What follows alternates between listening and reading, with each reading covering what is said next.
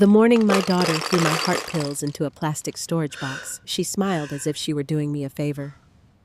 "You don't need these scattered I'm around sorry, the Mother, house but I anymore, have to Mom," do this. It's for your Melissa own said. safety. How can you Then she betray took me my car like this? This keys. is my A home. few minutes later, she slipped my house keys into her purse and told me I wasn't safe to live alone anymore. I sat in my own living room, staring at the empty hook beside the front door, feeling like a guest in the home my husband and I had built 42 years earlier. Just as I began wondering whether I had truly lost control of my own life, my phone rang. "Mrs. Sidney Lewis," a man's voice asked. "This is Michael Bennett, the notary your husband trusted. Before anyone signs anything, I need to speak with you immediately."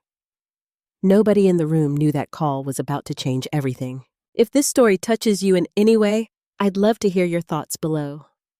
Please tell me where you're watching from and what time it is in your city right now. Sometimes, knowing we're not alone makes difficult moments easier to carry. And if you enjoy stories about family resilience and second chances, please consider liking and subscribing so we can continue these conversations together. 3 years before my daughter took my keys, I buried my husband. Sometimes I still wake up expecting to hear Robert's footsteps in the kitchen. He always rose before sunrise, made coffee, and opened the curtains in our dining room so the morning light would spill across the wooden table he built with his own hands.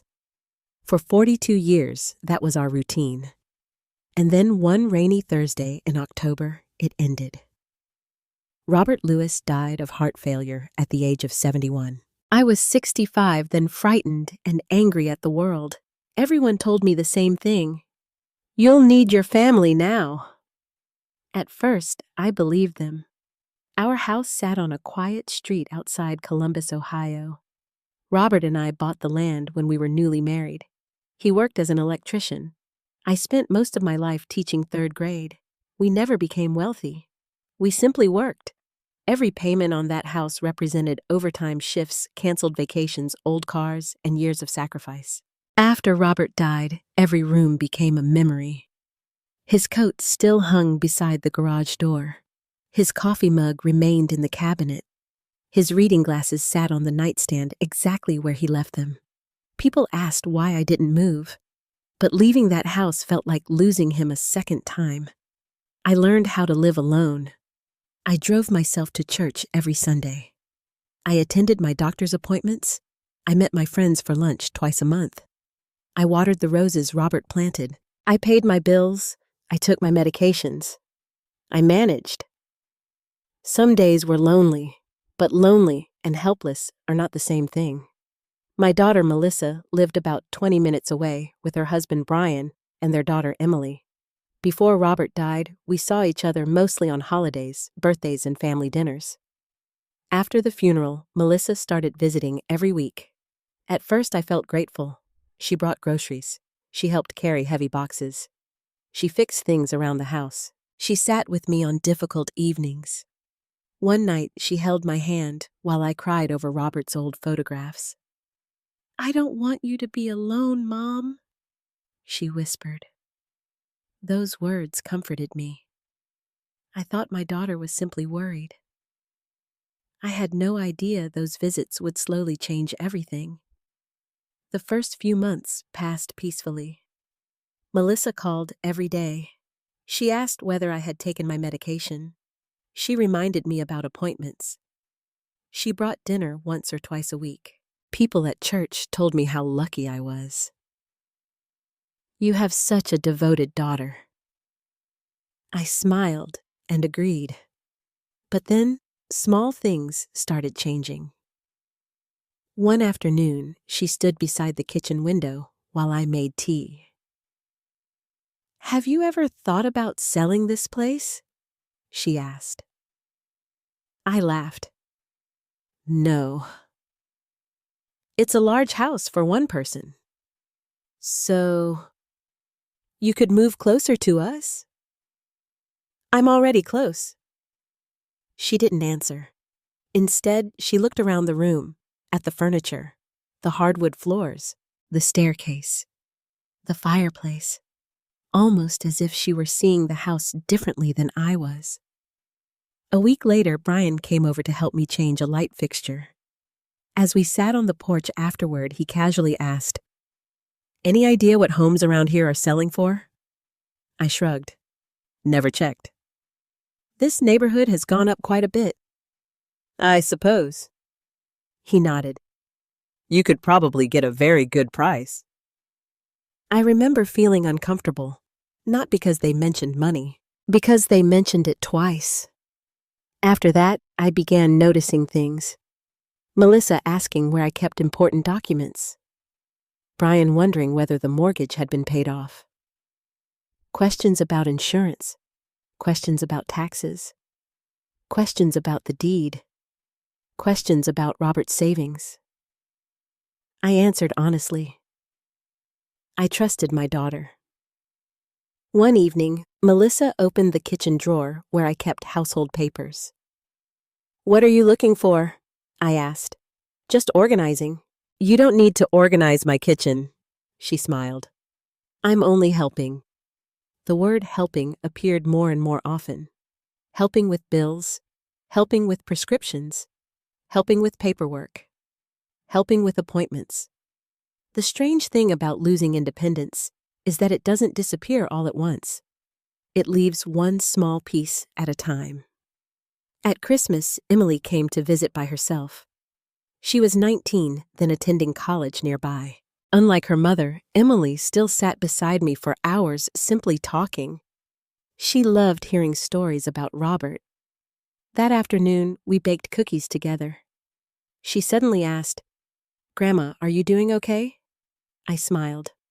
"Of course." She hesitated. "Mom worries about you a lot." "I know. Sometimes maybe too much." I looked at her. "What do you mean?" Emily lowered her voice. "They talk about you a lot at home." "Who? Mom and Dad?" "What do they say?" She stared down at the dough. "Nothing." But the look on her face stayed with me. A few weeks later, Melissa accompanied me to my annual doctor's appointment. She insisted. "You shouldn't drive in winter." The roads were dry. The weather was clear. But I agreed. Inside the examination room, my doctor asked how I was doing. "Fine," I said. Before I could continue, Melissa answered. "She's been forgetful." I looked at her. "I have not." "Mom, you forgot your appointment last month." "It was rescheduled." "Sometimes she gets confused." My doctor glanced at me. I suddenly felt invisible, as if my daughter had become my spokesperson. When we returned home, I finally said something. "Melissa, please don't answer questions for me." She looked surprised. "I'm helping. I can speak for myself." "You don't have to be defensive." "I'm not defensive," she sighed heavily. "I'm only worried about you." That sentence ended every conversation. I began noticing how often she used it. "I'm worried about you. I'm trying to help. You need support. You're not getting younger. You shouldn't be alone." At church, my friend Helen asked if everything was all right. "You seem distracted." I almost told her. Instead, I smiled. "I'm fine." The truth was that I wasn't sure what I felt. Part of me appreciated my daughter's attention. Another part of me felt as though invisible walls were slowly being built around my life. One evening, while Melissa washed dishes after dinner, I heard Brian speaking quietly in the living room.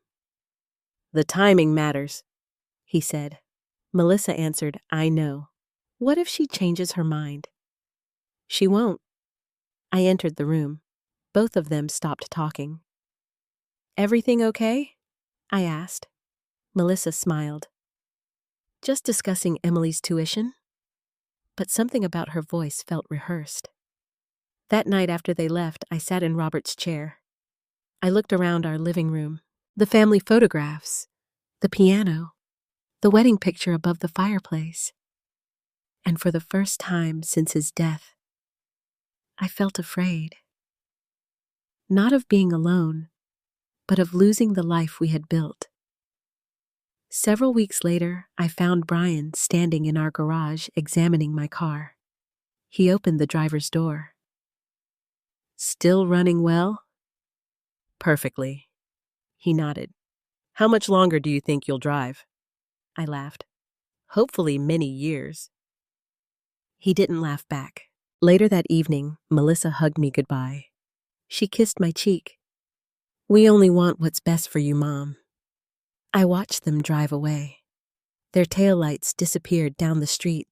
For reasons I couldn't explain, I locked every door in the house. Then I walked into our bedroom and sat beside Robert's photograph. "I wish you were here," I whispered, because something inside me was changing. The loneliness I understood, the grief I understood. But this new feeling, the feeling that my own daughter was slowly stepping into my life and rearranging it piece by piece. That feeling frightened me, and I still didn't understand how far Melissa was willing to go. The first thing my daughter took from me was not my car. It was my confidence. Looking back now, I can see exactly when it started. At the time, I thought Melissa was simply being protective. After all, I was 68 years old, living alone, taking medication for blood pressure and my heart. I told myself she was only worried. That lie became easier to believe because she repeated it constantly. "I'm worried about you, Mom. I just want to help. You don't have to do everything alone." Those words sound loving until they become the answer to every disagreement. By early spring, Melissa had developed a habit of arriving at my house without calling. She had her own key. Robert had given it to her years earlier for emergencies. At first, she would knock. Then, she began walking straight inside. One Tuesday morning, I came downstairs wearing my robe and found her standing in my kitchen. She was opening cabinets. "What are you doing?" I asked. She smiled. "Cleaning." "I didn't ask for cleaning." She laughed. "You never ask for help." I made coffee while she reorganized my dishes. When I reached for my favorite mug, I couldn't find it. "Oh, I moved those," she said. "Why, it makes more sense this way." I stood there staring at the shelves. My own kitchen suddenly felt unfamiliar. A week later, she arrived carrying a pill organizer. "You need this." "I already manage my medicine. This is easier." "I've taken my medication by myself for years." She sat at the kitchen table.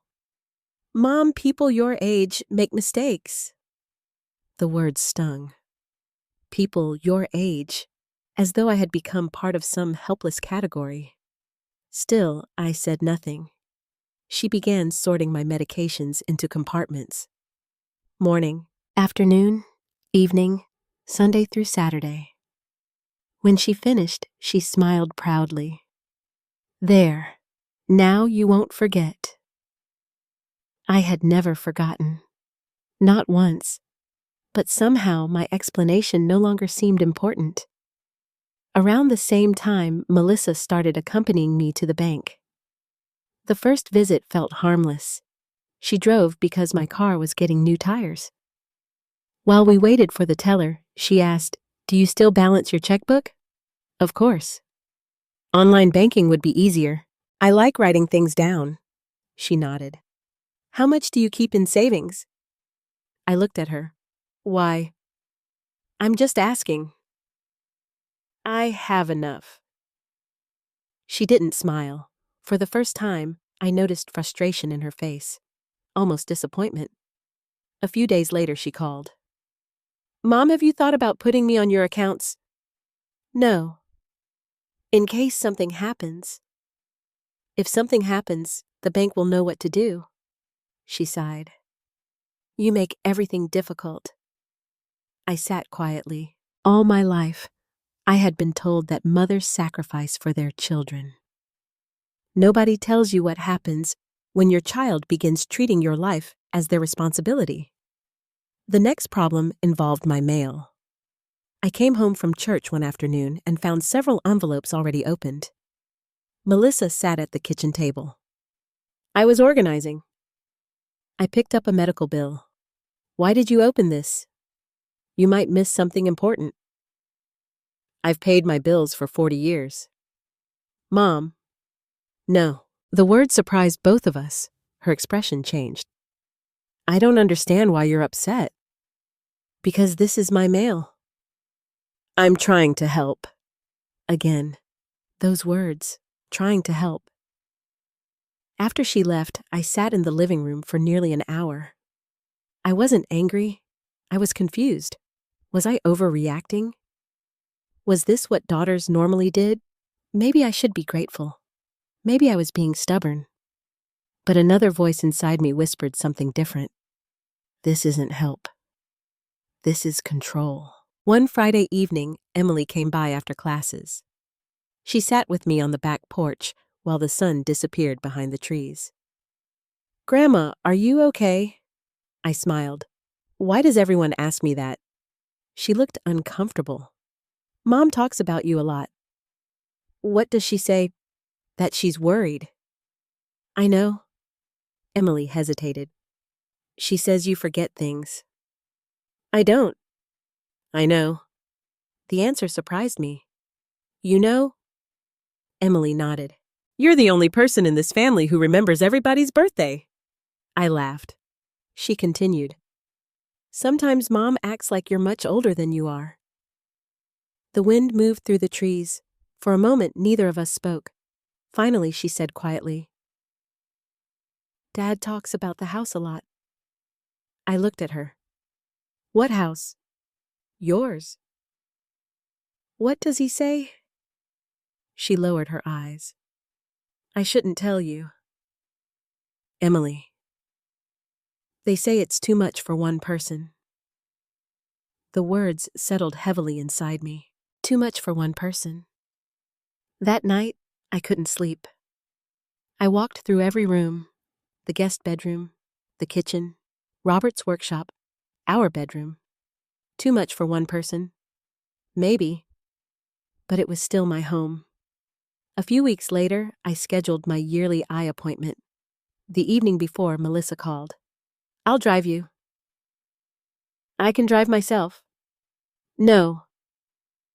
The word came quickly. No. You shouldn't drive after they dilate your eyes. I've done it before. I'll pick you up at 9. She didn't ask. She informed. At the appointment, she answered half the questions directed toward me. The receptionist asked whether I lived alone. Melissa answered. The nurse asked about medication. Melissa answered. The doctor asked whether I had experienced confusion. Melissa answered. I finally interrupted. I'm sitting right here. Everyone became quiet. Melissa looked embarrassed. The doctor smiled politely. I'm sorry, Mrs. Lewis. On the drive home, she gripped the steering wheel tightly. You didn't have to embarrass me. I stared at her. Embarrass you? You made me look controlling.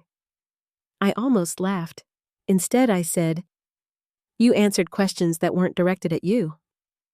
I'm trying to protect you. From what? She didn't answer. When we arrived home, Brian was waiting in the driveway. He had a clipboard. What's that? I asked. Nothing.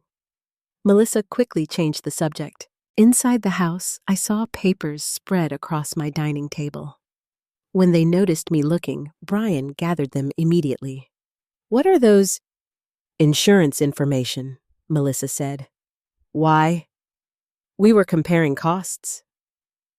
Something felt wrong. That evening after dinner, I overheard them talking in the kitchen. Brian said, the sooner the better. Melissa answered, she's resisting. Then convince her. My heart began beating harder. Convince me of what I walked into the room. Both of them became silent. Brian smiled.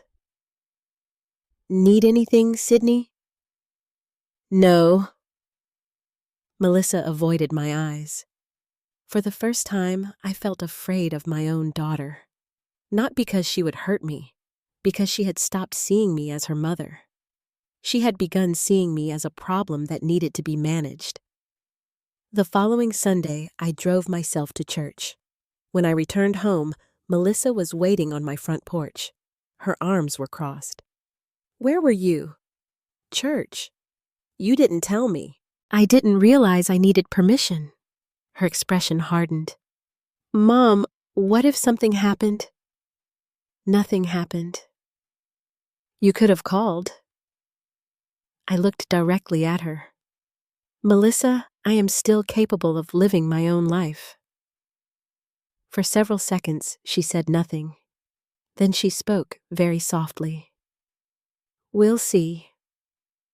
Those 2 words frightened me more than anything she had said before, because they sounded less like concern and more like a decision. The day my daughter took my keys began like any other Sunday.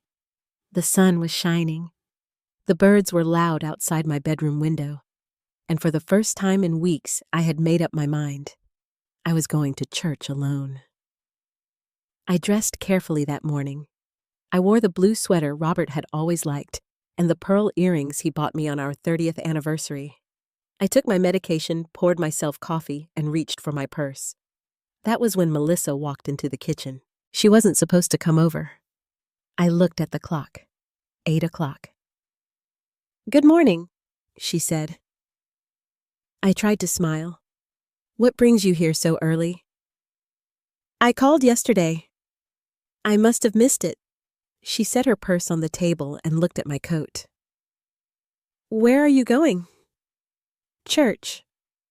She frowned. "By yourself?"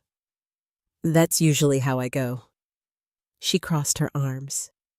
"I told you I could drive you." "I don't need a driver." Her jaw tightened. "Mom, we already discussed this." "No, Melissa. You discussed it." The room suddenly became very quiet. For several seconds, neither of us spoke. Then she walked toward the counter where I kept my medications. "Did you take your pills?" "Yes." "Are you sure?" I stared at her. "Of course I'm sure." She opened the cabinet. Inside sat 4 prescription bottles. She picked them up one by one. "What are you doing?" "Checking." "I don't need checking." Her voice became sharp. "You forgot one 2 weeks ago." "I took it later." "That's dangerous." "I am not a child." Those words seemed to ignite something inside her. "And I am tired of acting like everything is fine." I had never heard her raise her voice at me. My hands began trembling. "What does that mean?" "It means you live alone. You're getting older. You forget things. You refuse help."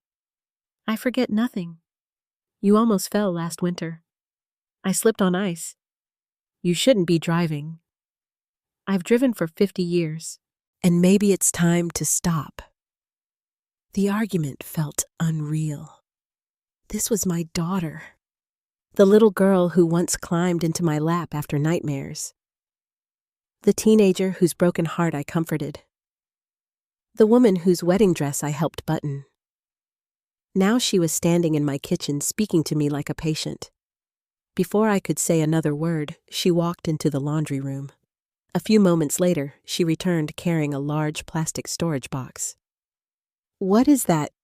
She ignored me. One by one, she dropped my prescription bottles into the container. Blood pressure medicine, heart medication, vitamins, emergency pills, everything. "What are you doing?" "I'm organizing them. You can put them back." "You take too many." "My doctor prescribed them.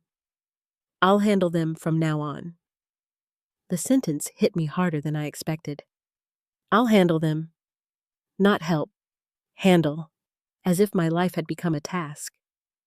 I stood from my chair. "Melissa, put my medicine back." "No." For several seconds, I could only stare at her. My own daughter had just told me no. At that exact moment, Brian walked through the front door. He carried coffee cups. He stopped when he saw us. "Everything okay?" Melissa answered immediately. "Mom is upset." I looked at him. "Tell your wife to put my medication back." Brian avoided my eyes. "Maybe she's right." I felt the room spinning. "Right about what?" "You're under a lot of stress." "I am stressed because you're treating me like I'm incompetent." Melissa placed the box beside her purse. "We're trying to protect you." "By taking my medicine?" "No, by managing it." The word managing again. Manage my medication. Manage my appointments. Manage my life. I grabbed my purse. "I'm leaving." Melissa stepped in front of me. "You are not driving?" I reached inside my purse. My keys were gone. I froze. The pocket was empty. I checked again. Nothing. "Where are my keys?" Melissa looked directly at me. "I took them." For a moment, I thought I had misunderstood. "You what?" "I took your car keys." "You had no right."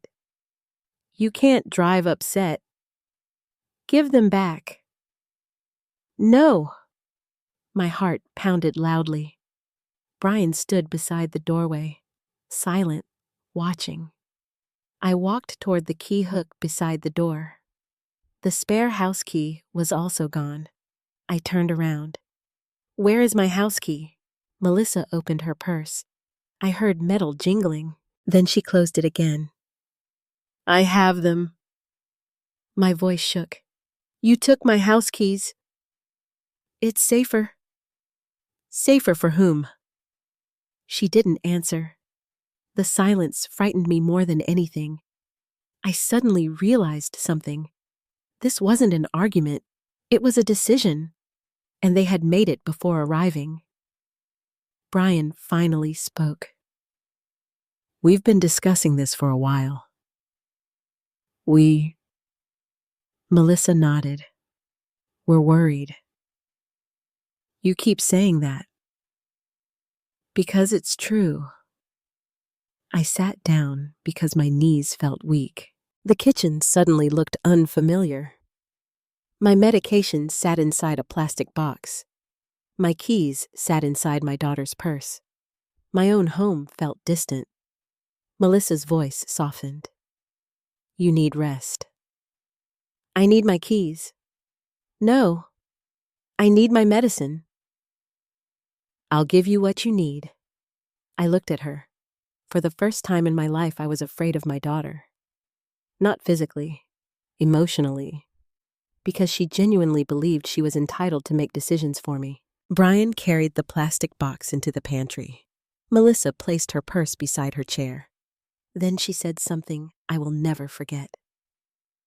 "Mom, from now on, we'll take care of things." "We'll?" Not you, not together. "We'll," as if I no longer existed. Around noon, I went upstairs to my bedroom. I closed the door. I sat on the bed beside Robert's photograph. My hands wouldn't stop shaking. I felt humiliated, angry, confused. Part of me wanted to call someone, but whose? My daughter had taken my phone contacts months earlier and entered them into her own system for emergencies. Many numbers were written nowhere else. I looked out the bedroom window. Brian was standing beside my car. He was looking at it, studying it. A few minutes later, Melissa joined him. They spoke quietly. Then they both looked toward the house, toward my house. That evening, I came downstairs for water. The dining room table contained several papers. Brian quickly covered them. "What are those?" "Nothing important." I noticed one word. Property. Before I could read further, Melissa picked up the papers. Private paperwork. I almost laughed. Private, the irony hurt. Later that night, as I walked past the living room, I heard Brian whisper, "If she signs, everything becomes easier." Melissa answered quietly. I know. And if she doesn't... She didn't answer immediately. Finally, she said something that made my blood run cold. She won't have much choice. I stood in the hallway. Neither of them knew I was listening. For the first time, I understood that this was no longer about driving, or medication, or safety. Something much larger was happening, and I had absolutely no idea how far my own daughter was willing to go. I barely slept after hearing Melissa tell Brian that I would not have much choice. Those words echoed in my mind all night.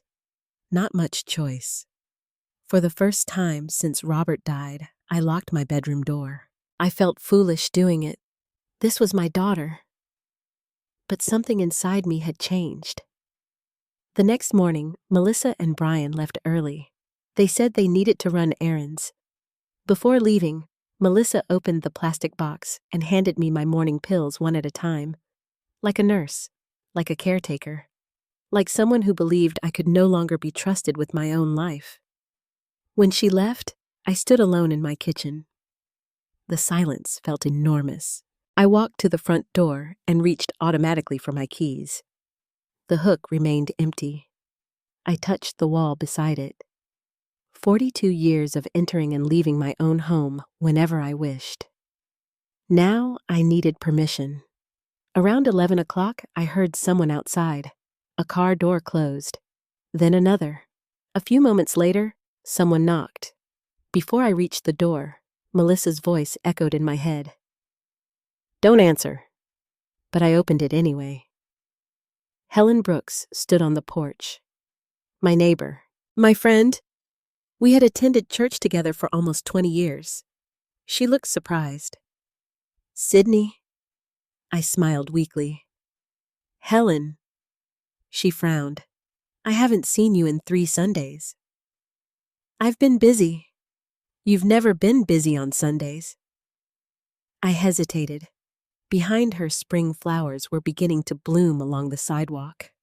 For a moment, I considered lying, but I suddenly felt exhausted.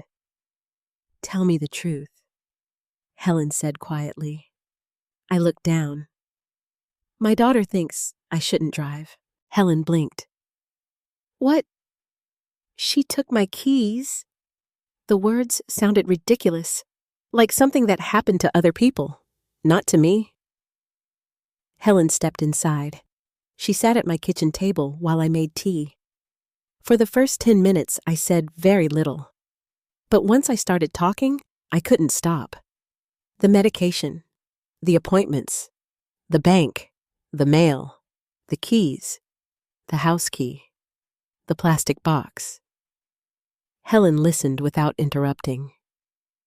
When I finished, she sat quietly. Then she asked one question. Do you want this? I looked at her. No. Have you told Melissa that? Many times. Then why is she still doing it? I had no answer. Helen reached across the table and squeezed my hand. Sydney, concern and control are not the same thing. Tears suddenly filled my eyes. Nobody had said that. Nobody. Everyone assumed Melissa was helping. Even I had assumed it. But hearing the words aloud made something clear. I wasn't being protected. I was being managed.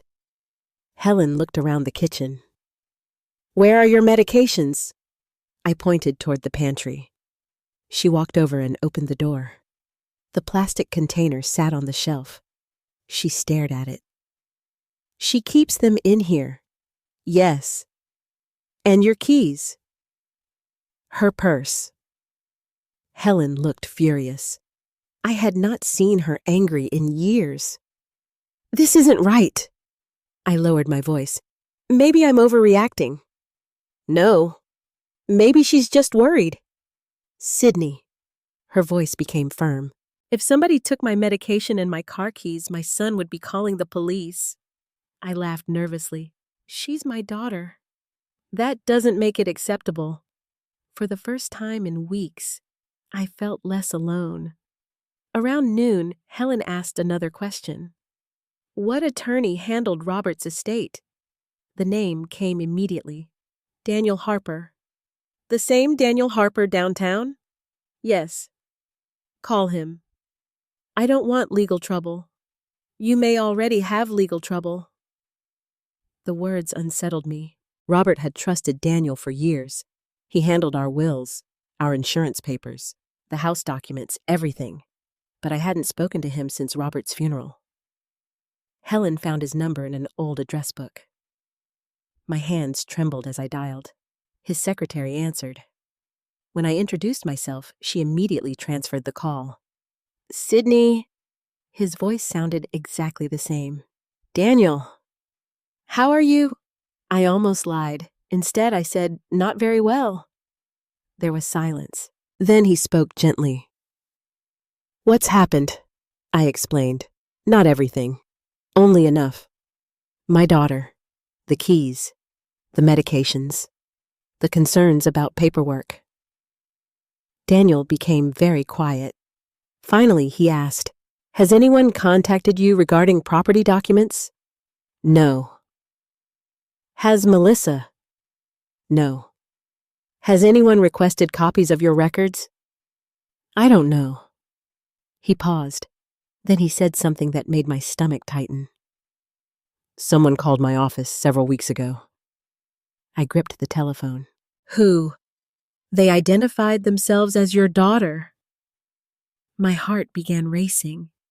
What did she want? She asked questions about Robert's estate.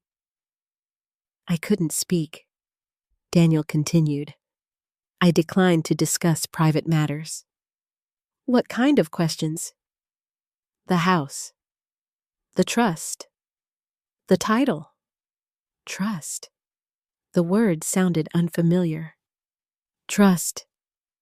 You don't remember? No. He became quiet. Robert and I discussed certain protections before he died. I stared at the kitchen wall. Protections? What protections? I would rather discuss that in person. My breathing became shallow. Daniel, is something wrong? I don't know. The answer frightened me. After we ended the call, Helen watched me carefully. What did he say? I told her. The house, the estate, the trust, Melissa calling his office. Helen sat back slowly. She never told you. No. Why would she call him? I knew the answer, or at least I feared it. The house. Everything kept returning to the house. That afternoon, Helen drove me to the grocery store because I had no keys. Walking through the aisles felt strangely emotional. For the first time in weeks, I was outside without Melissa, without permission, without supervision. At checkout, Helen looked at me. You know you still have choices. I wasn't sure. When we returned home, Brian's truck sat in the driveway. My stomach tightened. Inside, Melissa stood in the kitchen. She looked from me to Helen. Where were you? Her tone felt more like a wife confronting her husband than a daughter greeting her mother. We went shopping, I said. You left? Yes. You didn't tell me. Helen stepped forward. Sydney doesn't need permission. Melissa's eyes narrowed. This is a family matter. Helen answered calmly. Sydney is my family too. For several seconds, nobody spoke. Then Melissa turned toward me. Mom, can I talk to you privately? Helen squeezed my hand before leaving. If you need me, call. After the front door closed, Melissa folded her arms. What exactly did you tell her? The truth. She shook her head. People don't understand. What don't they understand? That I'm trying to help you. I looked directly at my daughter. Did you call Daniel Harper? Her face changed instantly, only for a moment, but I saw it. What? The lawyer. I may have. Why? She looked away. Just asking questions. What questions? Mom. What questions? Oh. She exhaled heavily. About planning. Planning what? She didn't answer. Instead, she walked toward the pantry. She opened the plastic box. She handed me my evening medication. And in that moment, as I accepted the pills from my own daughter, like a patient receiving treatment, I realized something terrifying. Melissa wasn't helping me prepare for old age. She was preparing for something else, something she had not yet told me. And whatever it was, it involved Robert's estate. The next morning, Melissa acted as if our conversation had never happened. She made coffee. She watered the plants. She asked whether I wanted oatmeal. Her voice was calm, gentle, almost cheerful. That frightened me more than our arguments. Because whenever people stop fighting, it often means they believe they have already won. I sat quietly at the kitchen table while she prepared breakfast. The plastic box sat beside her purse. My medications, my independence, my dignity. Everything fit inside that box. Brian entered a few minutes later carrying a leather briefcase. I had seen it before. He used it for work meetings. Seeing it in my kitchen made my stomach tighten. Morning, Sydney. I nodded. He placed the briefcase beside his chair. Melissa looked at me. We need to discuss something. Those words immediately raised every alarm inside me. I folded my hands together. What? She exchanged a glance with Brian. Then she smiled. It's just paperwork. Paperwork. The same word people use before changing your life. Brian opened the briefcase. Inside was a folder. Several documents. A pen. I felt my heartbeat quicken. What is all this? Melissa sat beside me. Mom, we're trying to make things easier. For whom? For everyone. I looked down at the papers. There were several pages, legal language, boxes, signature lines. My eyes stopped on one word. Property. Another word. Authorization. Another. Medical. My throat became dry. What is this? Melissa spoke softly. It's just paperwork in case of emergencies. I don't understand. Brian finally spoke. If something happens, Melissa needs authority to help you. What kind of authority? Medical decisions. And financial matters. I looked up. Financial. Only if necessary. I continued reading. The language seemed complicated, but one sentence stood out. Authority regarding real property. I pointed at it. What does this mean? Melissa answered quickly. It doesn't mean anything. Then why is it here? It's standard. I looked at Brian. He looked away. Suddenly, I remembered Daniel Harper's voice. Someone called asking about the house, the trust, the estate. My hands began trembling. I don't want to sign this. Melissa sighed heavily. Mom? No. You haven't even read it. I've read enough. Brian leaned forward. You should at least consider it. I looked directly at him. Why are you involved? The room became silent. Melissa answered. He's my husband. This concerns me. It concerns all of us. No. I could hear my own heartbeat. No, it doesn't. Melissa's expression changed. Frustration, anger, exhaustion.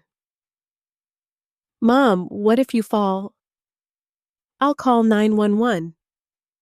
What if you become confused? I'm not confused. What if you can't make decisions? I can make decisions right now. Her voice suddenly rose. You don't understand how serious this is. I stood up. Neither do you. She pushed the papers toward me. Just sign them. No. Please. No. Brian spoke quietly. It would protect you. I looked at him. Protect me from what? Neither of them answered. That silence told me everything. I walked toward the living room.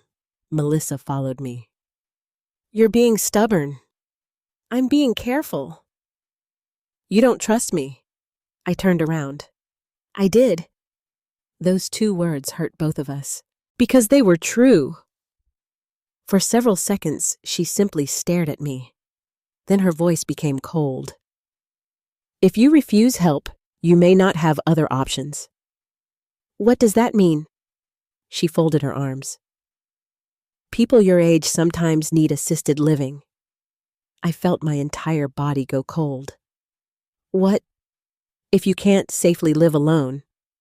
I have lived alone for 3 years. You struggle. I do not. You forget things. No. You need supervision. No. Her voice became louder. Mom, you're almost 70.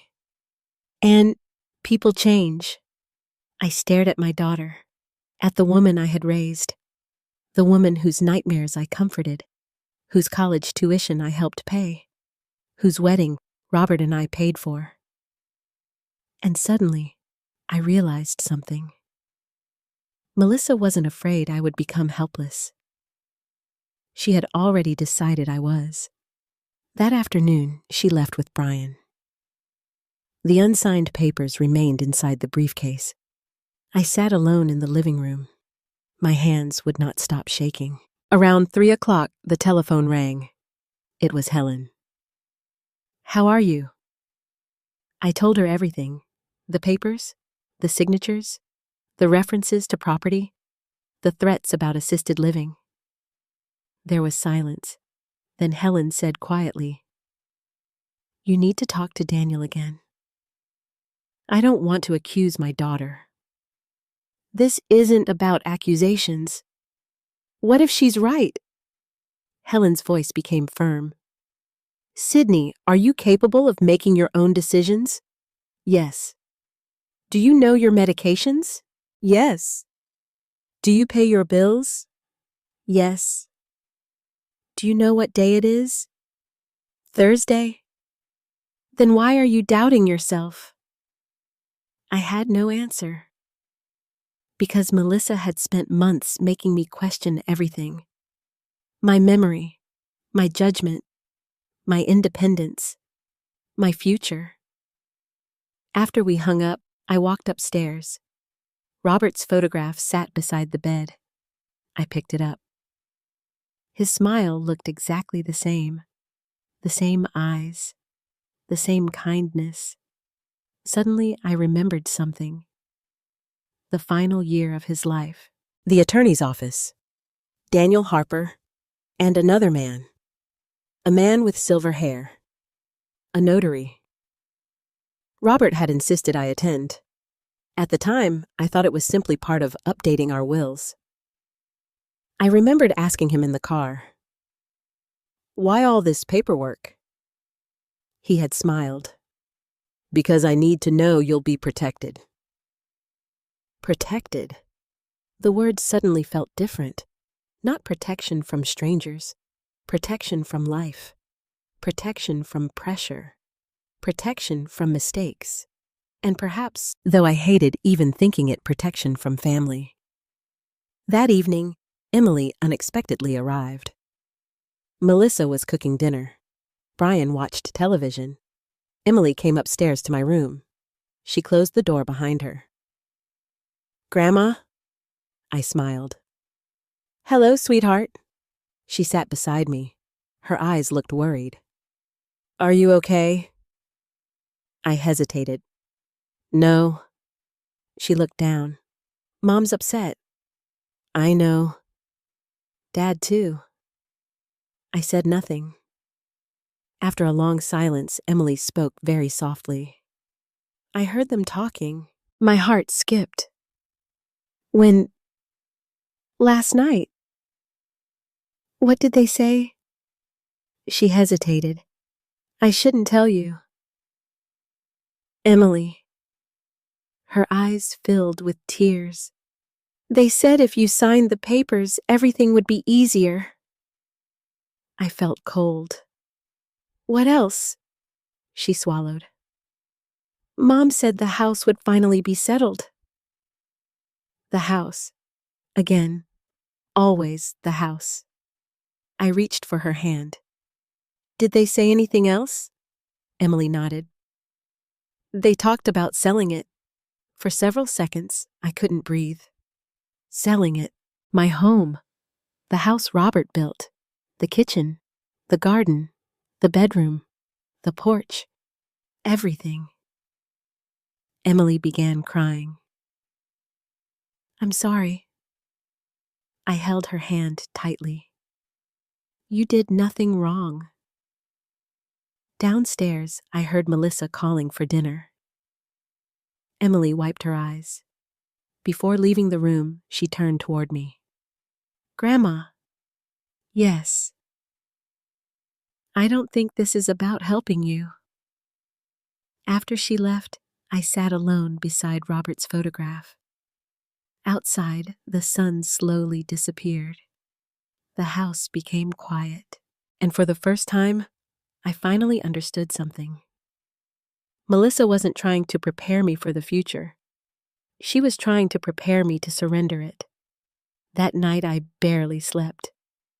Emily's words repeated themselves in my mind. They said the house would finally be settled. Not my health, not my safety, not my future. The house. At 2:00 in the morning, I walked downstairs and sat in Robert's old chair. The living room was dark except for the lamp beside the sofa. For years, this had been Robert's place. He read newspapers there. He watched baseball there. He drank coffee there every morning before work. I could almost hear his voice. Sometimes grief does strange things to you. When someone dies, their words stay hidden inside your memory until a particular moment forces them back into the light. As I sat there, I suddenly remembered a conversation that had happened less than a year before Robert died. We had been sitting on the back porch. The sun was setting. Robert looked unusually serious. Sydney, he said, promise me something. What? If anything happens to me, don't let anyone rush you. I laughed. Rush me where? Anywhere. Robert? I'm serious. He looked toward the garden. People change when money and property become involved. I had smiled. Our family isn't like that. He didn't answer immediately. Finally, he said, I hope you're right. At the time, I thought he was simply worried about me being alone. Now, I wondered if he had been worried about something else. The following morning, Melissa acted unusually cheerful. She made pancakes. She asked whether I had slept well. She even suggested we watch an old movie together. The sudden kindness made me nervous. People often become gentler when they want something. Around noon, Brian arrived, carrying several grocery bags. He placed them on the counter. We picked up some things for you. I thanked him. He smiled, but his smile never reached his eyes. After lunch, Melissa suddenly asked, Do you remember going to Daniel Harper's office with Dad? The fork stopped in my hand. Why? I'm just asking. Yes. Do you remember signing papers? Some. What kind? I don't know. She looked disappointed. Brian spoke. Maybe it was the will. Maybe, Melissa continued. Did Dad ever explain anything? I looked at her carefully. Why are you asking? No reason. But there was always a reason. After lunch, they left for several hours. I sat alone in the kitchen. The conversation kept bothering me. Why suddenly ask about Daniel? Why ask about Robert's papers? Why now? Around 3 o'clock, I opened the hallway closet. Inside sat several boxes containing old files, insurance papers, tax records, medical bills, Robert's documents. I began searching. The boxes smelled like dust and old paper. For nearly an hour, I found nothing. Then I discovered a brown envelope. Robert's handwriting appeared across the front. Sydney. Only my name. Nothing else. My hands trembled. Inside were several documents. Most of them meant very little to me. Legal terms, financial language, signatures. Then I found a letter. It was addressed to me. The date showed it had been written 6 months before Robert died. I sat down before opening it. My husband's handwriting immediately brought tears to my eyes. Sydney, if you're reading this, it means I'm no longer here to explain things myself. You have always trusted people. That's one of the things I love most about you. But please, remember something. You do not owe anyone your independence. You do not owe anyone your home. You do not owe anyone your decisions. The documents we signed are there to protect you. Please speak with Daniel or Michael before signing anything important. And remember that this house belongs to the life we built together. Only you should decide its future. Love always, Robert. I read the letter 3 times. Tears blurred the words. Robert had known. Not exactly. Perhaps he had only worried. Perhaps he had simply wanted to be cautious. But he had left instructions, specific instructions. Speak with Daniel. Speak with Michael. Do not sign anything. At that moment, I heard the front door. I quickly returned the letter to the envelope. Melissa entered the kitchen. What are you doing? Looking through old papers. Her expression changed. What papers? Your father's things. She walked closer. Did you find anything? I looked directly at her. Why? I'm curious. No reason to be? For several seconds, neither of us spoke. Then she smiled. Dad always kept too much paperwork. I folded the envelope. I'm keeping these. She stared at the papers. I suddenly realized something. She wanted to know exactly what I had found. That evening after dinner, I took the envelope upstairs.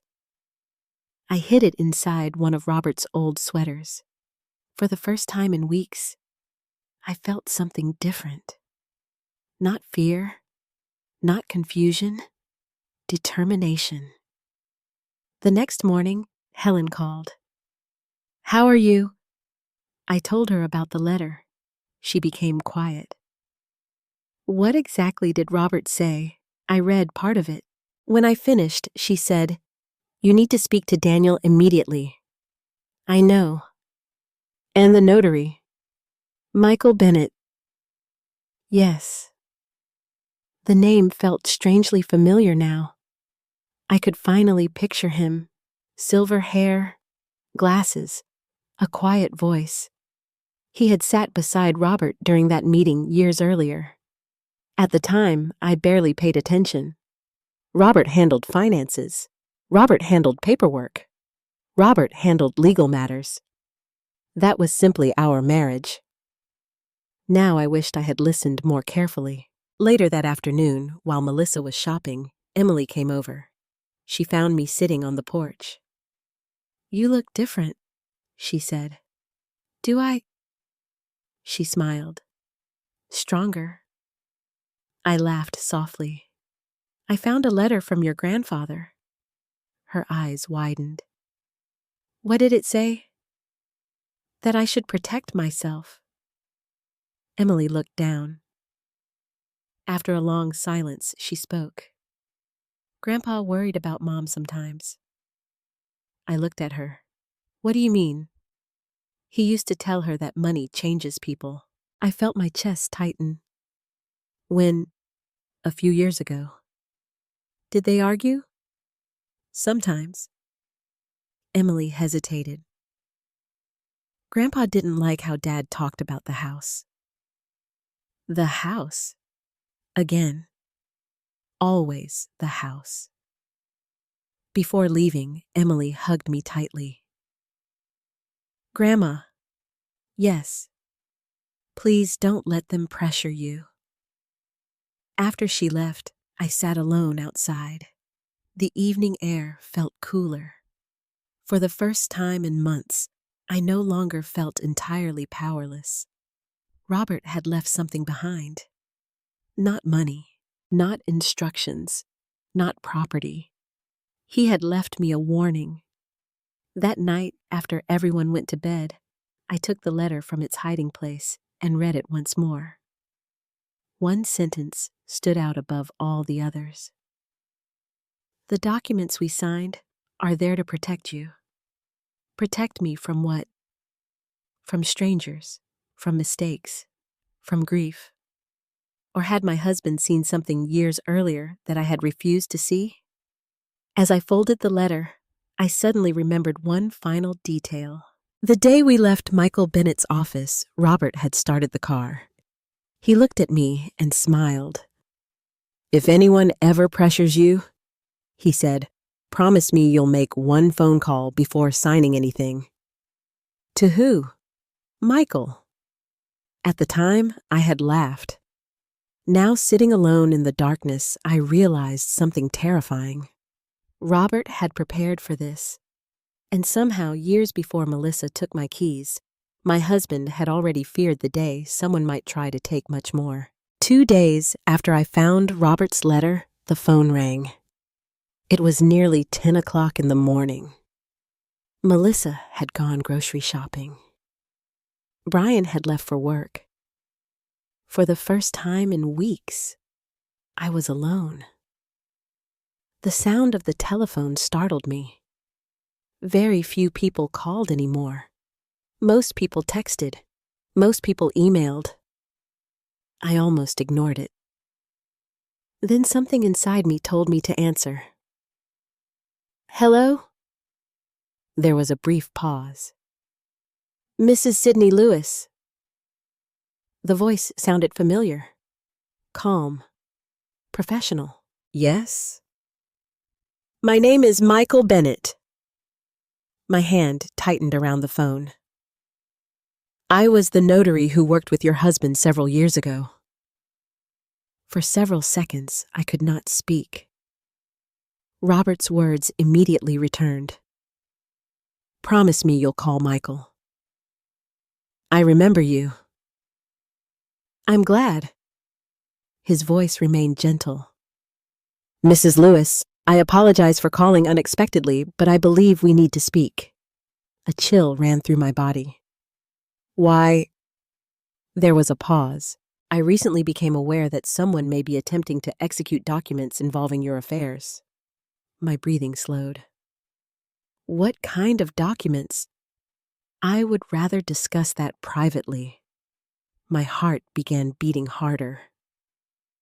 Is my daughter involved? Another silence. I cannot discuss specific names over the phone. That answer told me everything. I sat down.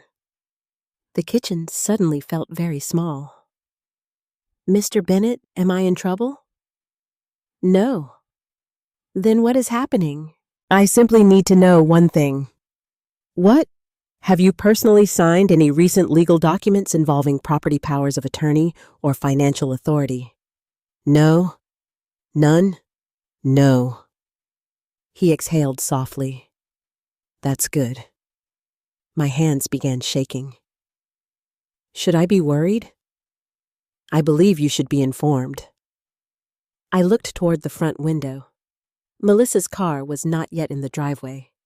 Can we meet? Yes. When? Today, if possible. I hesitated. I don't have my car. He became quiet. Why not? The truth suddenly sounded ridiculous. My daughter took my keys. Several seconds passed. When he spoke again, his voice had changed. Mrs. Lewis, are you free this afternoon? Yes. Can someone bring you? Immediately? I thought of Helen. Probably. I believe it would be wise. I lowered my voice. Mr. Bennett, did Robert leave something? He answered carefully. Your husband made several decisions before his death specifically to protect your interests. My eyes filled with tears. He thought ahead. Yes. From what? Another pause. From any situation in which you might be pressured. Pressure. The word hit me like a stone. Not danger, not illness. Pressure. After we ended the call, I sat motionless. The kitchen clock ticked loudly. Outside, birds sang. Cars passed. But inside me, everything had changed. Robert had known. Maybe not specifically, maybe not Melissa, but he had worried enough to prepare. Around noon, Melissa returned. She immediately noticed my face. What's wrong? Nothing. She placed grocery bags on the counter. Are you feeling okay? I'm fine. She walked closer. You look upset. I considered lying, but suddenly I didn't want to lie anymore. I received a phone call. She froze. From who? Michael Bennett. For one brief second, all color disappeared from her face. What? The notary. Her expression changed almost immediately. Too quickly, too carefully. What did he want? He wants to speak with me. Why? He said Robert made arrangements. Melissa became very quiet. She slowly placed a bag on the counter. When? Years ago. What arrangements? I don't know. The lie felt necessary, because for the first time I realized my daughter might not be telling me the truth. Melissa forced a smile. Well, if you need anything, I can go with you. No. She blinked. What? I'll go myself. You don't drive. Helen can take me. Her voice sharpened. Why Helen? Because she's my friend. Melissa folded her arms. Mom, you don't need outsiders involved. The word outsiders bothered me. Helen was not an outsider. Daniel was not an outsider. Michael was not an outsider. But suddenly, everyone who supported me had become inconvenient. What exactly did he say? Melissa asked. He wants to speak privately. She looked uncomfortable. About what? I don't know. Another lie. She walked toward the sink. For several moments, she said nothing. Then quietly she asked, Did he mention documents? I looked at her. Why would he mention documents? She immediately looked away. I was just asking. No, you were asking something specific. She didn't answer. That evening, I called Helen. She agreed to drive me the next morning. When I hung up, I felt something I had not felt in months. Hope. Real hope. That night, I barely slept. Not because I was afraid. Because I finally believed someone might explain what was happening. Around midnight, I walked downstairs for water. As I passed the dining room, I heard voices, Melissa and Brian. They thought I was asleep. The notary called her.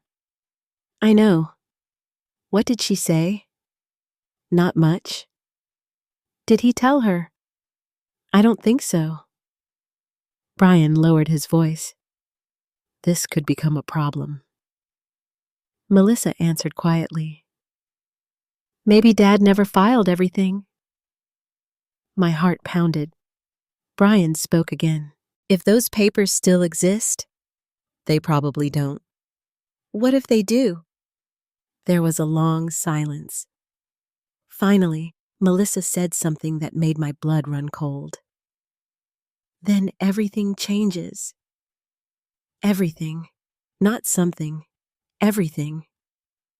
I quietly returned upstairs. I sat on my bed in the darkness. Robert's photograph rested beside me. For the first time since his death, I spoke aloud. What did you do? The next morning, Helen arrived at 10. Melissa was standing in the kitchen. The atmosphere felt tense. Helen smiled politely. Morning. Melissa nodded. I can take Mom. No, I said. Both women looked at me. I asked Helen. Melissa forced a smile. I was only offering. I picked up my purse. I appreciate that. As we walked toward the front door, Melissa suddenly spoke. Mom. I turned. If Michael says anything important, I should know. I looked directly at her. Why? Her eyes widened slightly. Because I'm your daughter. For several seconds, nobody spoke. Then I answered. That isn't the same thing. Outside, Helen opened the passenger door. As we drove away, I looked back at my house. My house. The place Robert built. The place Melissa and Brian had begun discussing as though it already belonged to them. Halfway to town, Helen glanced at me. Are you nervous? Yes. What do you think he'll tell you? I stared out the window. The trees passed slowly. I think my husband left me something. What? I touched the envelope inside my purse. Robert's letter, his handwriting, his warning, and suddenly I realized something. For months, Melissa had been slowly taking things from me. My confidence, my privacy, my medications, my keys. But perhaps years earlier, Robert had already placed something beyond her reach, something she desperately wanted, something she was afraid I would discover. And in a few minutes, sitting inside Michael Bennett's office, I was finally going to learn what it was. The office of Michael Bennett sat on the second floor of an old brick building downtown. Helen parked the car and looked at me. Are you ready? No. She smiled gently. Good. That means you're taking this seriously. My hands trembled as we walked toward the entrance. The elevator seemed painfully slow. Every second felt heavier than the last. Michael Bennett himself opened the office door. He looked older than I remembered. Silver hair, thin glasses, a calm expression. But his eyes softened immediately when he saw me. Mrs. Lewis. He shook my hand. Sydney is fine. He nodded. And this must be Helen. Helen introduced herself, and Michael invited us into his office. The room smelled of paper coffee and old books. There were framed certificates on the walls and shelves filled with legal binders. I suddenly remembered sitting here years ago beside Robert. Back then, I had barely listened. Today, every word mattered. Michael placed a folder on his desk. Before opening it, he looked directly at me. Sydney, before we discuss anything, I need to ask you several questions. I nodded. Are you here voluntarily? Yes. Has anyone pressured you to attend? No. Are you capable of making your own decisions today? Yes. He smiled. Good. Something about those questions nearly made me cry. For months, nobody had asked me whether I could make my own decisions. Everyone had simply assumed I couldn't. Michael folded his hands. Your husband was a very careful man. I smiled sadly. Yes. He worried about your future. I know. He also worried about what might happen if someone tried to pressure you after his death. My throat tightened. Did he mention Melissa? Michael shook his head. No, he never accused anyone specifically. He opened the folder. Inside were several documents. One of them carried Robert's signature. Another carried mine. I barely remembered signing them. Michael slid one paper toward me. Robert established a living trust. I looked at him. A trust? Yes. What does that mean? It means your home and certain assets were placed under legal protection. My heart began racing. Protection from whom? Anyone who might attempt to obtain control improperly. Helen sat quietly beside me. Michael continued. You remain the sole decision-maker. I stared at the document. Only me, only you. What about Melissa? He adjusted his glasses. Your daughter is not a trustee. I suddenly remembered the conversations, the questions, the papers, the pressure. Did someone contact you? Michael hesitated. Then he nodded. Yes. My breathing stopped. Who? Several weeks ago, your daughter contacted my office. Helen shifted beside me. I felt cold. What did she want? She said she was helping you manage your affairs. I closed my eyes. Did she ask about the trust? Yes. What did you tell her? Nothing. He opened another folder. She later inquired about powers of attorney. I looked up. And I informed her that no changes could be made without your direct authorization. The room became very quiet. For several moments, nobody spoke. Finally, I asked, was she trying to take my house? Michael answered carefully. I cannot speak to her intentions. But she appeared very interested in obtaining authority. Authority. The same word from the papers. The same word Brian used. I suddenly understood why they wanted signatures. They didn't need the house itself. They needed control. Once they had that, everything else would follow. Michael leaned forward. Sydney, have you signed anything recently? No. Good. Melissa tried. What kind of documents? I explained everything. The papers, the references to property, the medical authority, the threats about assisted living, the loss of my keys, the medications. Michael listened without interrupting. When I finished, his expression had changed. This concerns me. Why? Because pressure can influence legal decisions. Helen spoke for the first time. What should she do? Michael looked directly at me. First, do not sign anything. I won't. Second, you need copies of your documents. He handed me a folder. For you. I held it carefully. Inside were trust documents, property records, instructions, letters, Robert's signatures, my own. The weight of the folder felt strangely comforting. For months, I had felt powerless. Now I was holding proof that I still had rights. Michael continued. Third, I recommend speaking with Daniel Harper. I already called him. Good. He paused. And finally, Sydney, you need to understand something. What? No one can remove your rights simply because you are older. My eyes filled with tears. He continued. Age is not incapacity. I looked down. For months, I had almost begun believing Melissa. The forgetfulness, the weakness, the confusion. But sitting in that office answering questions, clearly understanding documents, remembering details, I suddenly realized something. I was not incapable.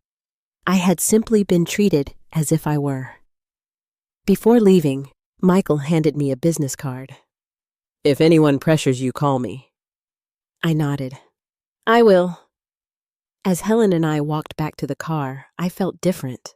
Not stronger. Not yet. But clearer. The fog was beginning to disappear. Halfway home, Helen finally spoke. What are you thinking? I stared out the window. Robert knew. Yes, he planned all this. He loved you. I smiled. He also worried. Helen nodded. Sometimes the people who love us see dangers we don't. When we reached my house, Brian's truck sat in the driveway. My stomach tightened. Melissa stood on the porch. The moment she saw the folder in my hands, her face changed. How did it go? I walked past her. Fine. What did he say? He explained several things. Like what? I looked at her. My rights. She became quiet. Inside the kitchen, Brian sat at the table. He stood as I entered. So, I placed the folder on the counter. So what? Melissa folded her arms. Mom, we deserve to know. The word deserve immediately angered me. No. What? No, you don't. Brian looked surprised. Melissa stared at me. I've only been trying to help. I took a deep breath. Michael said no one can make decisions for me. Her expression hardened. He doesn't know your situation. He knows enough. What exactly did he tell you? I looked directly into my daughter's eyes. He told me not to sign anything. The room became silent. Brian looked at Melissa. Melissa looked away. And in that moment, I finally saw something I had not wanted to see. Fear. Not my fear. Theirs.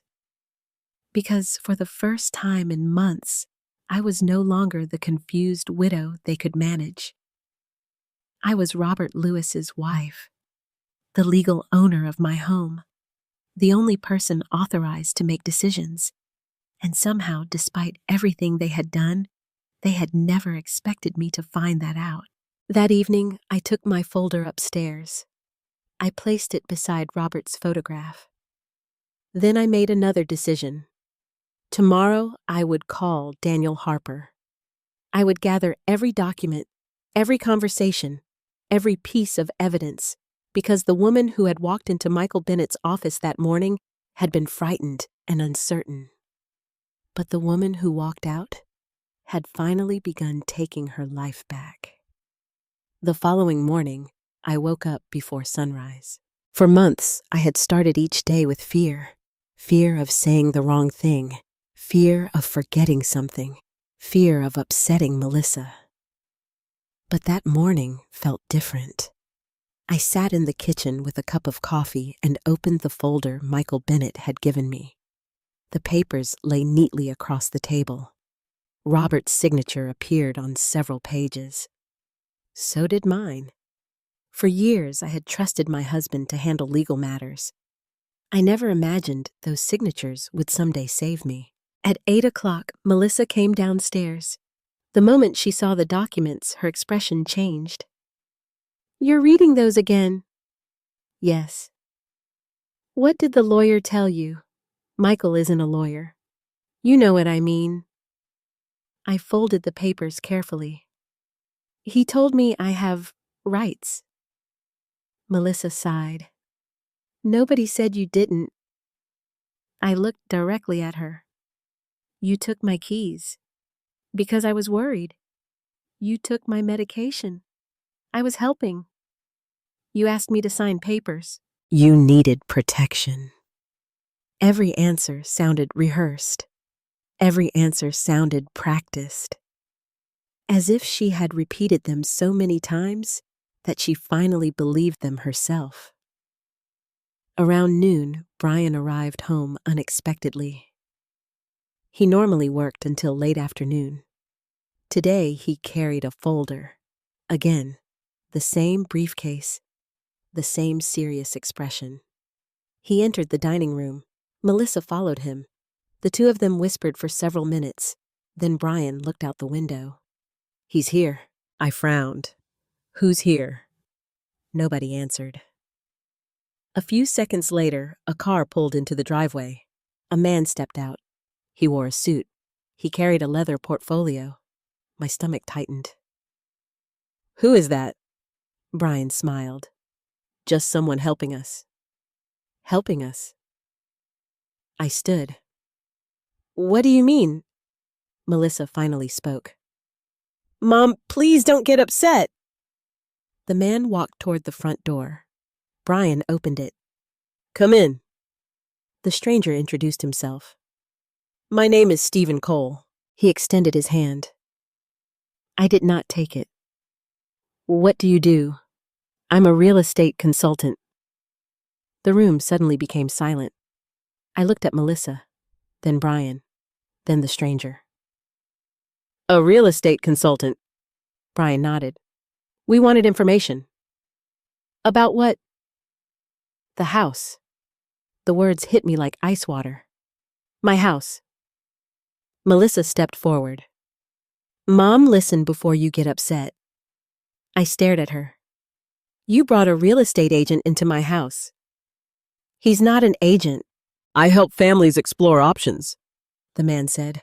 I felt my hands shaking. What options? Brian answered. Downsizing. I am not moving. Nobody said you are. Then why is he here? Nobody answered.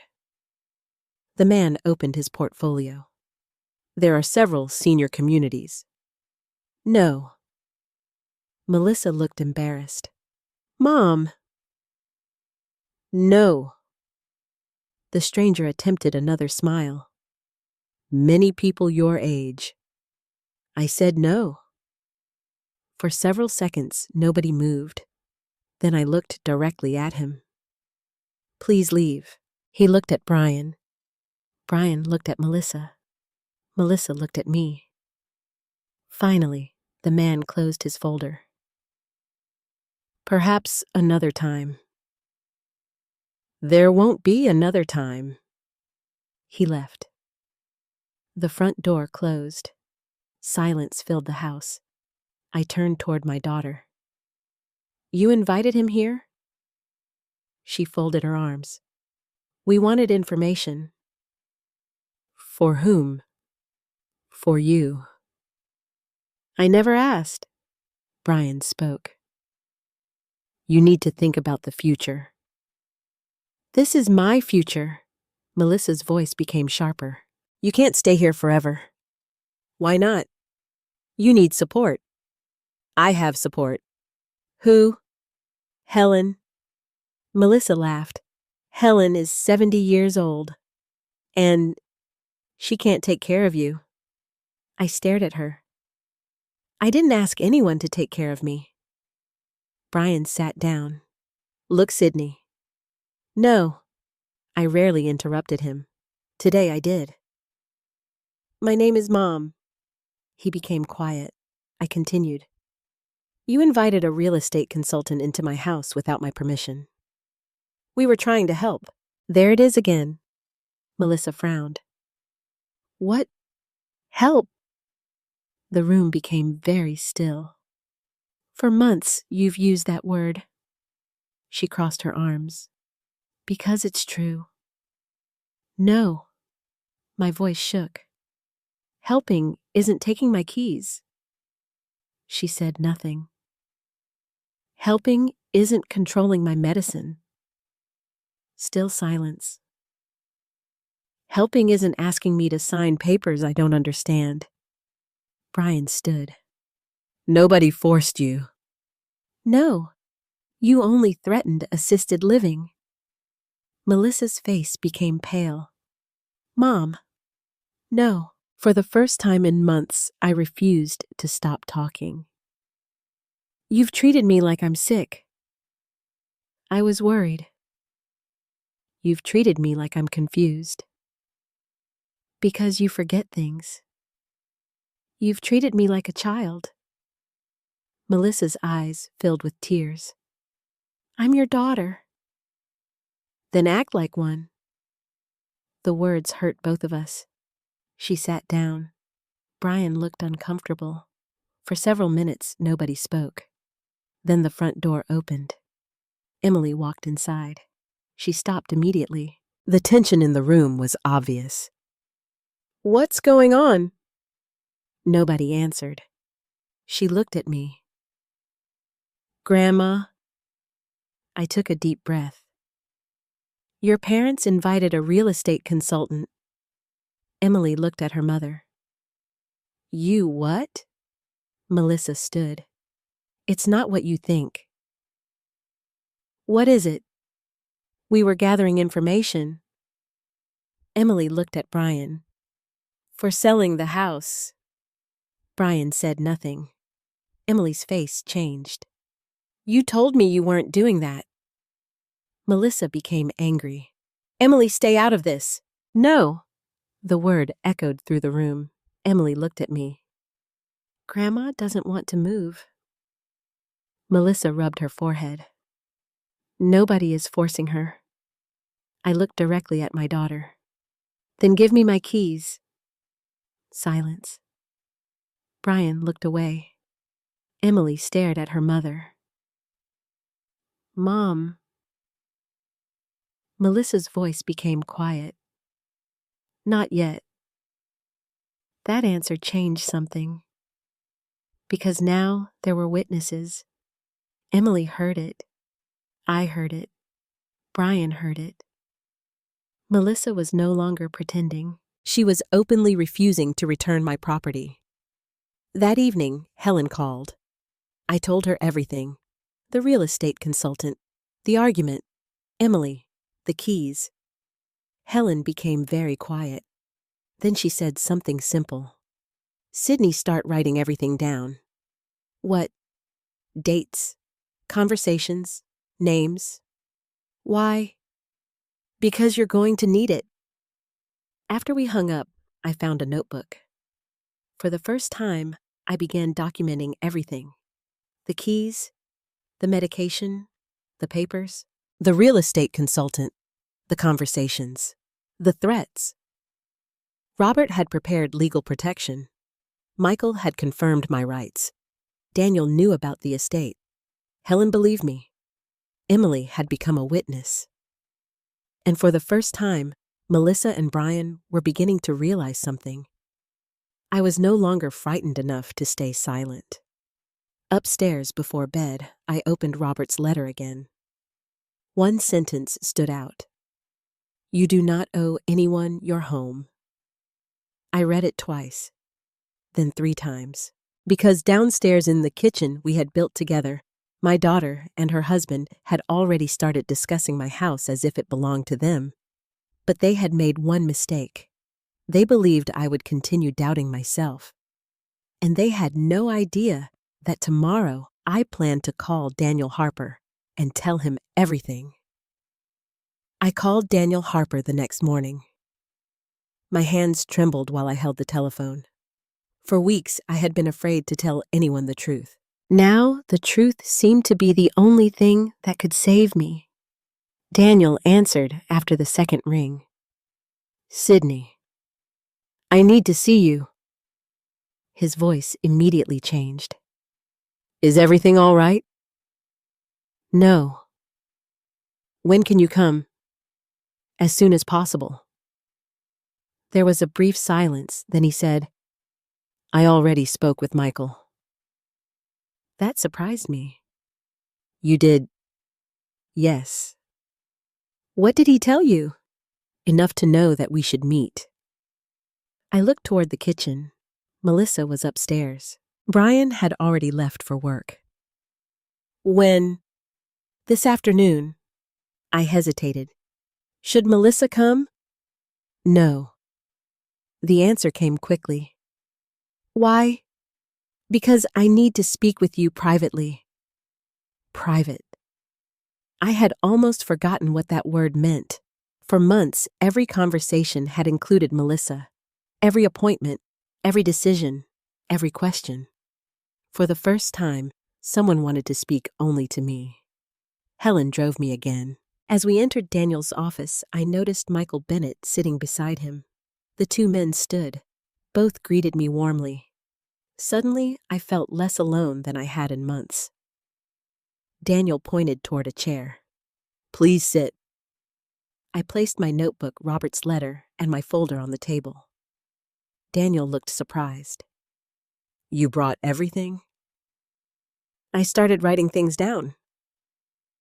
Michael smiled. Good. For nearly an hour, they asked questions. When did Melissa take the keys? When did she take the medication? What documents did she ask me to sign? Who came to the house? Had anyone discussed selling the property? Had anyone mentioned assisted living?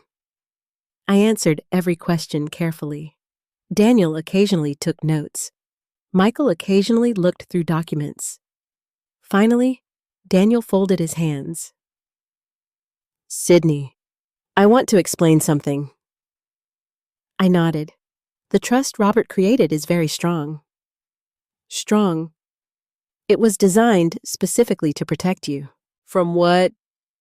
He looked at Michael, then back at me. From pressure. The same word again. Pressure. Michael opened another file. Your husband included additional instructions. My heart began racing. What instructions? He slid a document toward me. I recognized Robert's signature immediately. Michael spoke carefully. If anyone attempted to pressure, manipulate, isolate, or improperly influence you regarding your property, the trust provided certain protections. I looked down. One sentence immediately caught my attention. Any beneficiary who intentionally coerces or manipulates the surviving spouse may lose inheritance rights. My eyes widened. What does this mean? Daniel answered. It means Robert anticipated the possibility that someone could pressure you. I felt tears forming. He knew. He worried. I stared at Robert's signature. For years, I had believed my husband only worried about my loneliness. Now I understood something deeper. He worried that grief could make me vulnerable. Daniel leaned forward. Has Melissa inherited anything yet? No. Good. Michael spoke quietly. Nothing changes unless you decide. For the first time in months, I felt myself breathing normally. No one could remove me. No one could sell the house. No one could force my signature. No one could take my future. But then Daniel said something unexpected. There is another problem. My stomach tightened. What? Melissa contacted my office twice. I looked up. Twice? Yes. What did she ask? First, she asked about your estate. I nodded. I knew that. The second call involved questions about transferring authority. My hands became cold. Did she say why? She claimed you were becoming forgetful. The room became quiet. I looked down at my hands. Forgetful, confused, unsafe. All the words Melissa repeated for months. Daniel continued. I told her no changes could occur without your direct participation. Michael spoke. She also contacted my office. About the trust? Yes. I closed my eyes. The truth was becoming impossible to ignore. This was not one conversation, not one misunderstanding, not one act of concern. Melissa had been asking questions for months, making plans, gathering information, preparing. Daniel suddenly asked, Would you be willing to attend a meeting? What kind of meetings? A formal discussion. With who? Melissa. My heart immediately began racing. No. Michael spoke gently. You would not be alone. Why? Because we need clarity. Daniel nodded. Sometimes people behave differently when professionals are present. I thought about Melissa, the papers, the keys, the medication, the real estate consultant, the threats. Part of me wanted to refuse. Another part wanted answers. When Daniel looked at his calendar. Friday. What would happen? We would review the legal situation. And then everyone would understand exactly where things stand. I looked at Helen. She nodded slightly. For several moments, nobody spoke. Finally, I answered. Okay. Daniel nodded. I'll contact her. As we prepared to leave, Michael handed me copies of additional documents. One envelope contained something unexpected. A letter from Robert. I looked surprised. I've never seen this. Michael smiled softly. He instructed us to keep it unless it became necessary. My throat tightened. When does it become necessary? Michael answered quietly. Now. I waited until I reached Helen's car before opening it. Robert's handwriting immediately blurred behind tears. My dear Sydney, if this letter reaches you, it means life has become more difficult than I hoped. Please remember something. You are stronger than you believe. You spent 42 years helping me build our life. You are perfectly capable of protecting it. Trust your instincts. Trust the people who respect your voice. And never mistake pressure for love. Love gives freedom. It does not take it away. Always yours, Robert. I could barely finish reading. Helen sat quietly beside me. Finally, she whispered, He knew you would need those words. I folded the letter carefully. For the first time since Robert died, I no longer felt abandoned. He had prepared everything. The trust, the instructions, the letters, the protections. Even now, years after his death, he was still helping me. When I returned home, Melissa was waiting. She stood beside the kitchen counter. Where were you? Meeting Daniel. Her expression changed. You saw him? Yes. What did he say? I placed my purse down. We're having a meeting Friday. What kind of meeting? With you. Her face immediately became pale. Why, Daniel wants to discuss the trust. Silence. Complete silence. Brian walked into the room. The trust. I looked directly at him. Yes. Melissa swallowed. What trust? For the first time in months, I saw genuine fear in her eyes. Not concern, not frustration, fear. Because somehow, despite everything they had tried to do, they had never expected Robert to still be protecting me, and they certainly had never expected me to finally stop being afraid. Friday arrived sooner than I expected. I barely slept the night before. For hours, I sat beside Robert's photograph, reading his letters again and again.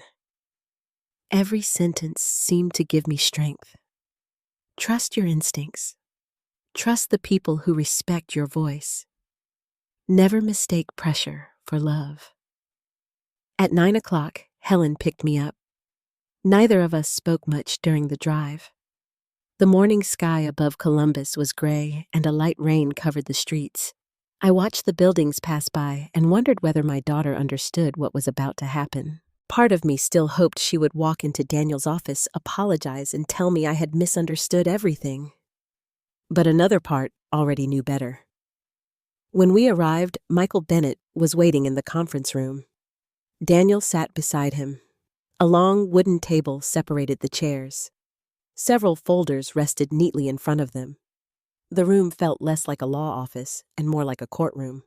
10 minutes later, Melissa and Brian arrived. Melissa entered first. Brian followed. The moment my daughter saw me sitting between Helen and Daniel, her face changed. Mom? I nodded. Brian looked uncomfortable. Daniel stood. Please sit. Nobody spoke. The rain tapped softly against the windows. Finally, Daniel folded his hands. Thank you all for coming. Melissa crossed her arms. I still don't understand why we're here. Michael answered calmly. We're here to clarify several legal matters. Brian leaned back in his chair. What legal matters? Daniel opened a folder. Robert Lewis's trust. The room became quiet. Melissa looked at me. I said nothing. Daniel continued. Several months before his death, Robert established a trust designed to protect Sydney. Melissa frowned. What kind of trust? Michael slid documents across the table. These documents. Melissa picked them up. Brian leaned closer. For several moments, neither spoke. Then Melissa looked up. I've never seen these. I know, Daniel said. Her eyes moved across the pages. She stopped. What does this mean? Daniel pointed to a paragraph. It means Sydney remains the sole trustee. Brian frowned. Meaning she alone controls the property. Melissa looked confused. But when she dies, Daniel interrupted. That depends. The room became silent. Melissa slowly lowered the papers. What do you mean? Michael spoke carefully. Robert included several protective provisions. I watched my daughter. For the first time in months, she looked uncertain. Daniel continued. If any beneficiary attempts to manipulate, pressure, isolate, or improperly influence Sydney regarding her finances or property, that beneficiary may lose inheritance rights. The words seemed to freeze the entire room. Brian looked at Melissa. Melissa looked at me. Nobody spoke. Finally, Melissa whispered, What? Daniel slid another document toward her. It is clearly written. She read the paragraph twice. Her face became pale. Brian finally spoke. Are you saying Melissa loses everything? Daniel remained calm. I am saying Robert wanted to protect his wife. Melissa suddenly looked at me. You knew about this, I answered honestly. Not until recently. Her eyes filled with disbelief. Dad never told me. Michael spoke. He specifically instructed that these provisions remain private. Why? Nobody answered immediately. Finally, Daniel said quietly, because he believed pressure could occur. Melissa shook her head. This is ridiculous. Is it? Helen suddenly asked. Everyone turned toward her. She rarely interrupted.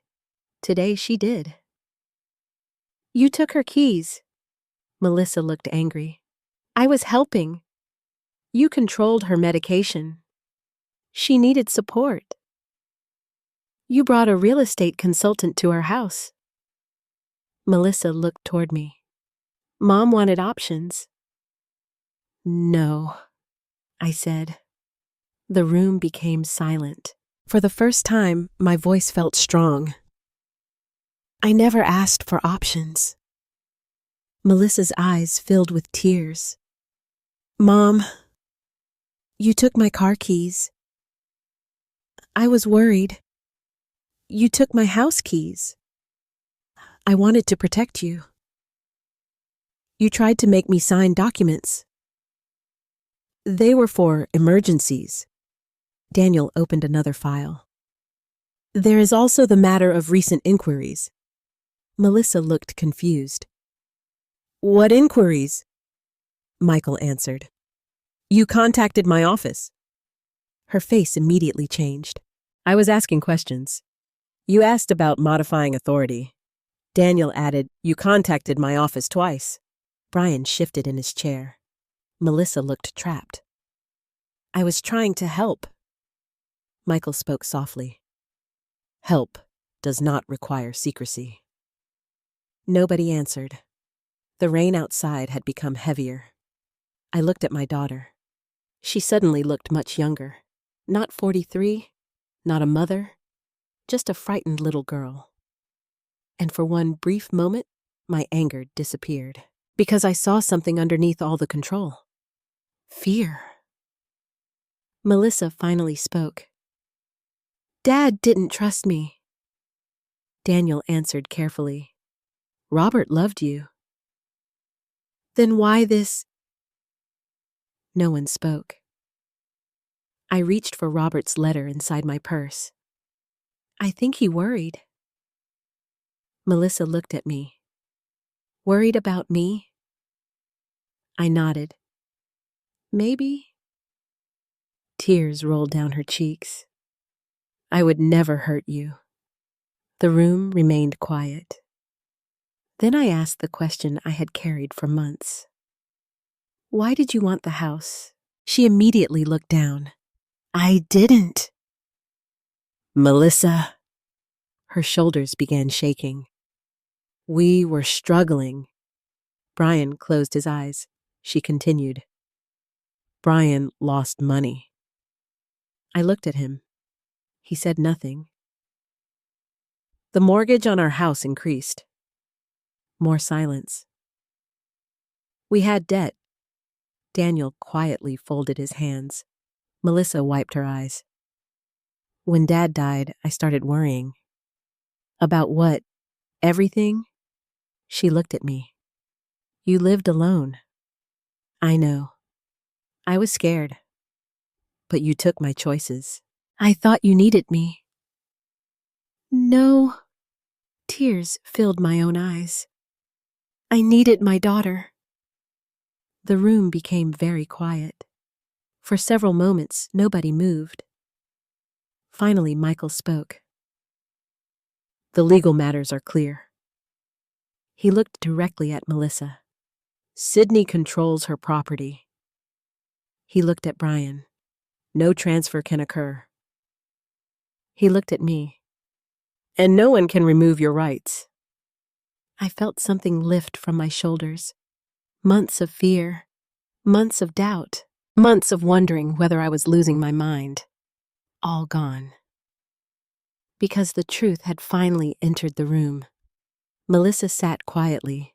The documents rested in front of her.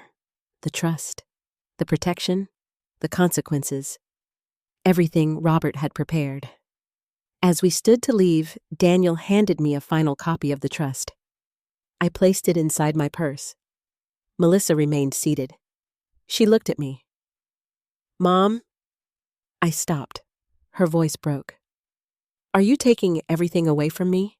I looked at my daughter for a very long time. Then I answered, No. I touched my purse.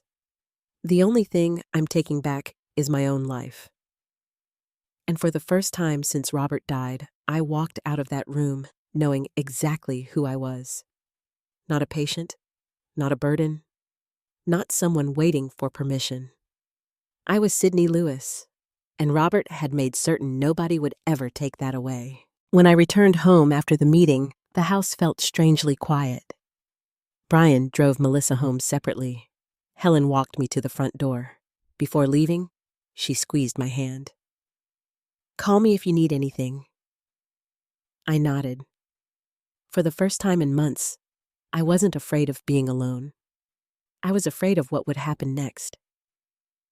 Inside, I placed my purse on the kitchen counter. Robert's letters sat inside. The trust documents sat inside. My future sat inside. An hour later, the front door opened. Melissa entered alone. Her eyes were red. She had obviously been crying. For several seconds, neither of us spoke. She slowly sat at the kitchen table, the same table where she had once organized my medications, the same table where she had asked me to sign papers, the same table where she had slowly convinced me that I was losing myself. Now she looked exhausted. Mom. I remained standing. What? She looked down. I didn't know. About what?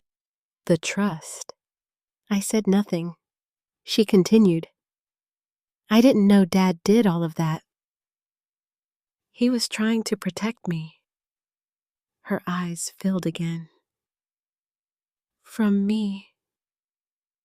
I sat across from her. For the first time in months, I saw not the woman who had controlled me.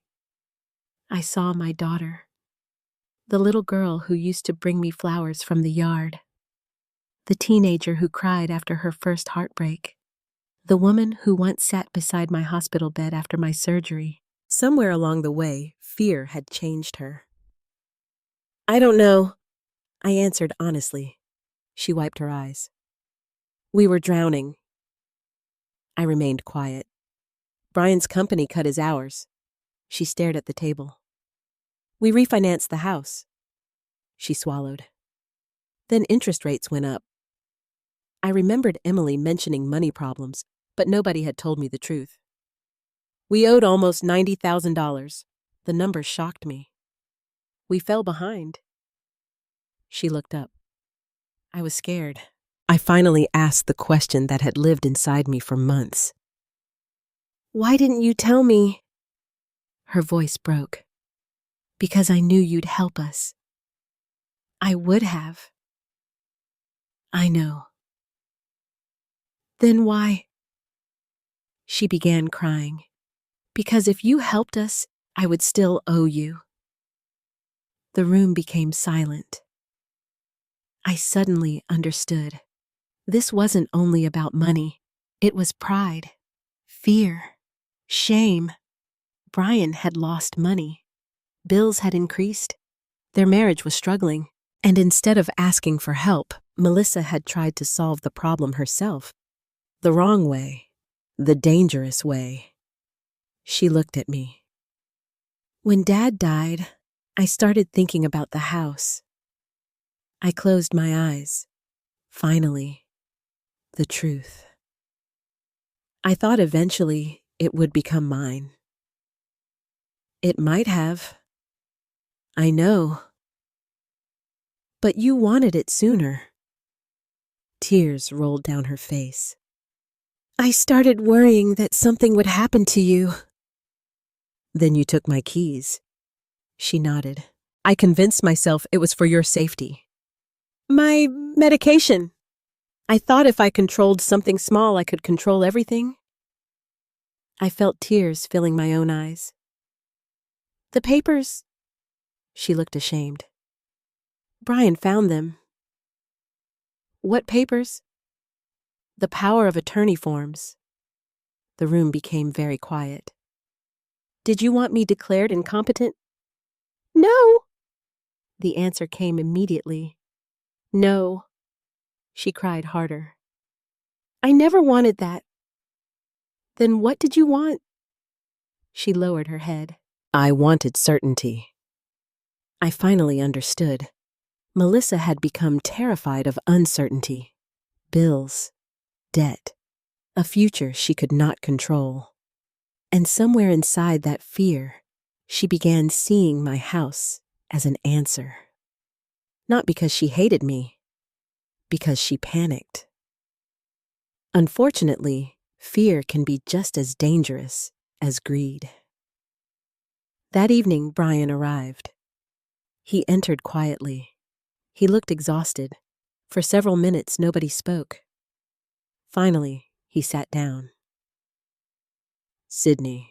It was the first time in months he had used my name carefully, not casually, not dismissively. He looked ashamed. I owe you an apology. I waited. I pushed Melissa. She looked surprised. Brian continued. I told her we needed a plan. I said nothing. I talked about the house. He stared at the floor. I talked about inheritance. Melissa closed her eyes. I made things worse. I asked quietly, Did you bring the real estate consultant? He nodded. Yes. Why? He exhaled. I thought if we showed options, you'd eventually agree. Without asking me, he looked down. Yes. The honesty hurt. But strangely, it also brought relief, because for months everyone had hidden behind concern. Now, they were finally telling the truth. Later that evening, Brian left. Melissa stayed. The house felt different. No fighting, no arguments, only silence. At one point, she walked toward the kitchen cabinet. She opened it. The plastic storage box still sat inside. She carried it to the table. Without speaking, she placed every medication bottle back into my hands. One by one, blood pressure medicine, heart medication, vitamins, emergency tablets, everything. When she finished, she reached into her purse. She placed my car keys beside them. Then, my house key. I stared at them. For several seconds, neither of us moved. Finally, she whispered, "I'm sorry." I picked up my keys. The metal felt strangely heavy, not because they were keys, because they represented something much larger. My freedom, my choices, my voice. Melissa looked at me. "I don't know how I became this person." I answered honestly, "Neither do I." She nodded slowly. "I think I stopped seeing you as my mother." I felt tears falling, and I started wondering if I was losing my mind. The words broke something inside her. She covered her face. "I'm sorry." For a long time, we simply sat together. No lawyers, no trust documents, no property, just a mother and daughter, damaged, hurting, trying to find each other again. Before bed, I walked into Robert's workshop. The room had remained almost untouched since his death. His tools, his workbench, his old radio. I sat alone for several minutes. Then I looked upward. She gave them back. The room remained silent, but somehow I felt him there. Not because he had saved me, but because he had believed I could save myself. Upstairs, before sleeping, I placed my keys beside the bed. For months, they had been gone. Tonight, they had returned. But something else had returned too. My confidence, my judgment, my identity. And although the damage between Melissa and me would not heal overnight for the first time since Robert died, I believed healing was possible. Because the truth had finally been spoken. And sometimes, truth is the first key that opens a locked door. The following weeks felt strangely quiet. For months, my home had been filled with tension. Arguments, whispers, closed doors, carefully chosen words. Now the silence returned. But this silence was different. It no longer felt like fear. It felt like breathing again. Melissa moved back to her own house. Brian left with her. The first morning I woke up alone, I walked downstairs and stood in the kitchen for several minutes. No plastic box, no controlled medication, no missing keys, no one asking where I was going. I opened my medicine cabinet and placed each bottle back exactly where it had always been. Then I hung my keys beside the front door. The small metal hook suddenly looked beautiful. For months it had been empty. Now it felt like a symbol. My life had returned to me. That Sunday, I drove myself to church. The steering wheel felt unfamiliar at first. Not because I had forgotten how to drive, because I had spent so many months being told that I shouldn't. As I pulled into the church parking lot, I sat quietly for several moments. I had not been there in nearly 2 months. People immediately noticed me. Helen walked beside me. Several friends hugged me. One woman said, "We missed you." I smiled. I missed myself. She laughed, but the words were true. After the service, several people invited me to lunch. For the first time in months, I said yes. When I returned home, I noticed a car in my driveway. Emily. She sat on the porch. When she saw me, she smiled. "You drove?" "Yes." She hugged me tightly. "I knew you would." We sat outside for nearly 2 hours. She told me about school, her classes, her friends, her future. Finally, she asked the question both of us had avoided. "Have you talked to Mom?" "A little." "Is she okay?" I thought carefully. "I think she's hurting." Emily looked down. "Dad, too." I nodded. She hesitated. "They're having problems." "What kind? Money?" I wasn't surprised. Apparently, the debt was worse than Melissa had admitted. Brian's business had lost several clients. Credit cards had accumulated. Mortgage payments had become difficult. For months, fear had quietly grown inside their home. Unfortunately, fear often searches for easy solutions. And my house had become their solution. A week later, Daniel Harper called. "There is one final matter." My stomach tightened. "What?" "Melissa would like to meet." I sat quietly. "Why?" "She wants to apologize." Part of me wanted to refuse. Another part remembered the little girl who once held my hand crossing the street. Whenever you're ready." I wasn't ready. Not yet. 2 days later, I received a letter. Melissa's handwriting covered the envelope. I carried it into the living room. For several minutes, I simply stared at it. Finally, I opened it. "Mom, I don't know how to apologize for what I've done. Every decision I made felt justified at the time. I convinced myself I was helping you. I convinced myself I was protecting you. The truth is that I was afraid. Afraid of losing our house. Afraid of losing my marriage. Afraid of failing. Instead of asking for help, I tried to control everything. And somewhere along the way, I stopped seeing you as my mother. I saw you as a problem to solve. I know that sounds terrible, because it is. You spent your entire life protecting me. I repaid that by taking away your choices. I am ashamed. I don't expect forgiveness, but I hope someday we can talk. Love, Melissa." I read the letter 3 times. Then I cried. Not because everything was fixed, because the truth finally existed.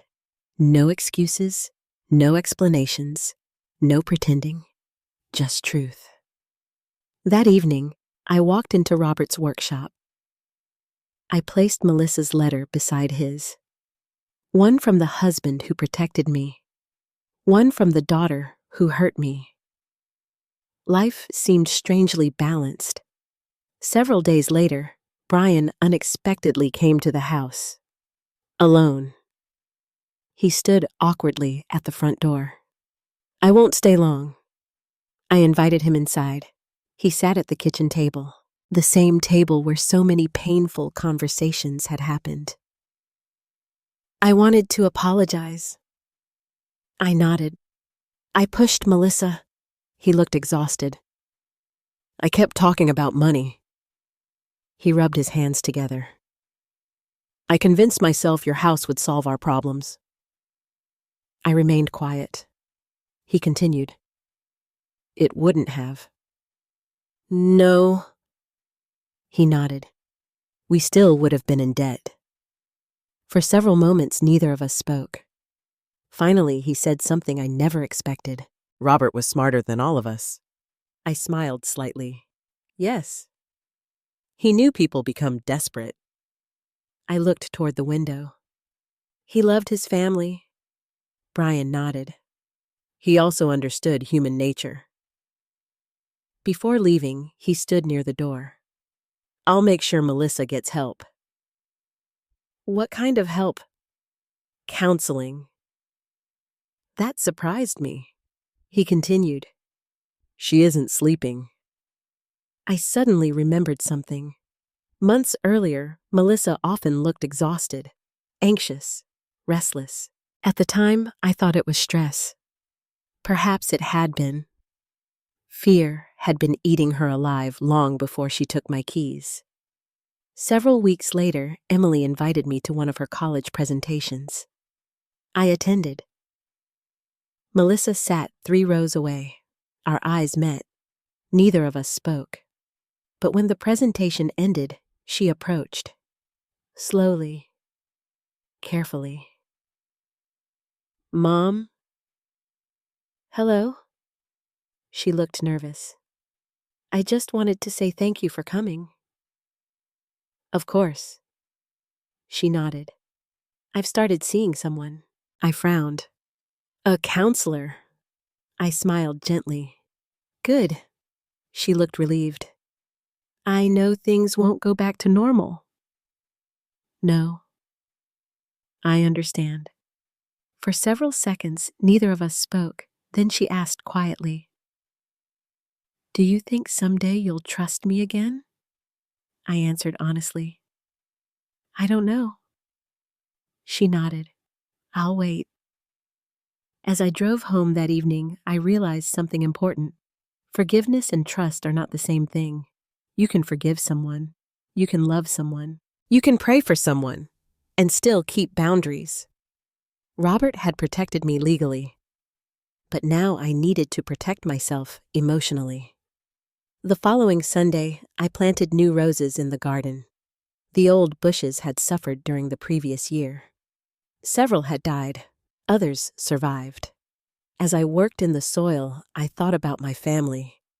Some relationships die. Some survive. Most need time. When I finished planting, I sat on the porch with a cup of coffee. My keys rested in my pocket. My house stood quietly around me. And for the first time in many months, I no longer felt afraid of losing everything. Because I had finally learned something.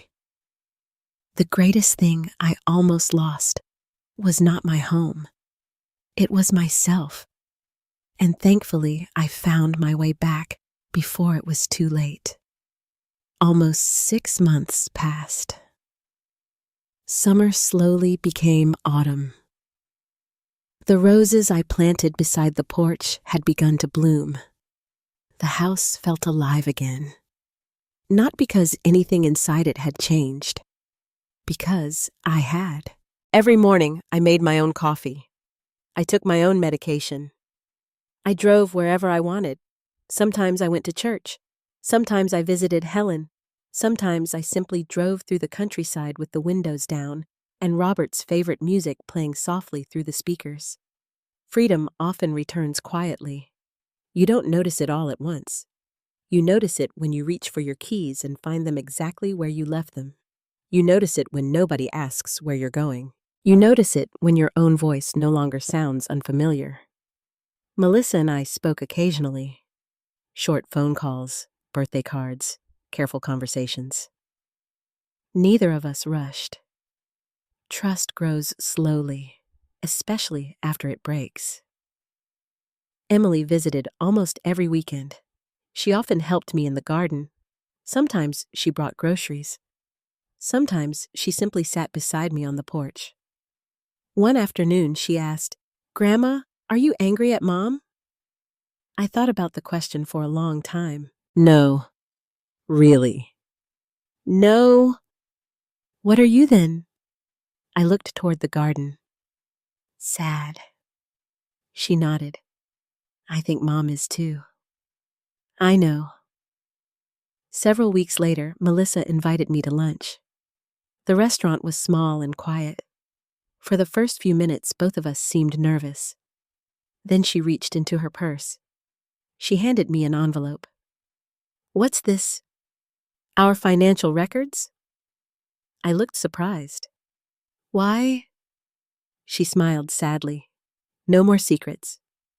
Inside were documents, debt statements, mortgage records, credit card balances, everything. For the first time, I understood how frightened she had been. The numbers were overwhelming. Medical bills, loans, missed payments, collection notices. Months earlier, these papers had terrified her. Now she placed them in front of me. Not because she wanted my house, because she finally trusted me enough to ask for help. Tears filled her eyes. I should have come to you. Yes. I was ashamed. I reached across the table. So was I. She looked surprised. Why? Because I let myself believe I was becoming helpless. She cried quietly. I'm sorry. I know. For several moments, we simply held hands. Not because everything was healed, because healing had finally started. Several days later, I called Daniel Harper. I've made a decision. What kind of decision? I want to help Melissa. He remained quiet. Are you certain? Yes. What do you want to do? I smiled. The opposite of what everyone feared. Several weeks later, Melissa and Brian sat in my living room. Michael Bennett and Daniel Harper sat with us. No one was nervous this time. No one brought secret papers. No one asked for signatures. I looked at my daughter. I want to lend you money. She immediately shook her head. No. Listen. Tears filled her eyes. I don't deserve it. This isn't about deserving. Brian looked uncomfortable. I don't want the house. I know. Melissa began crying. I never wanted to hurt you. I know. I explained my decision. A small loan, written agreements, clear boundaries. No ownership, no property, no pressure, only help, the way families should help each other. Daniel prepared the paperwork. Michael witnessed everything. This time, every signature felt different because they belonged to free people. Nobody was being manipulated. Nobody was being controlled. When the meeting ended, Melissa hugged me. For the first time in nearly a year, she cried against my shoulder. I'm so sorry. I held her tightly. So am I.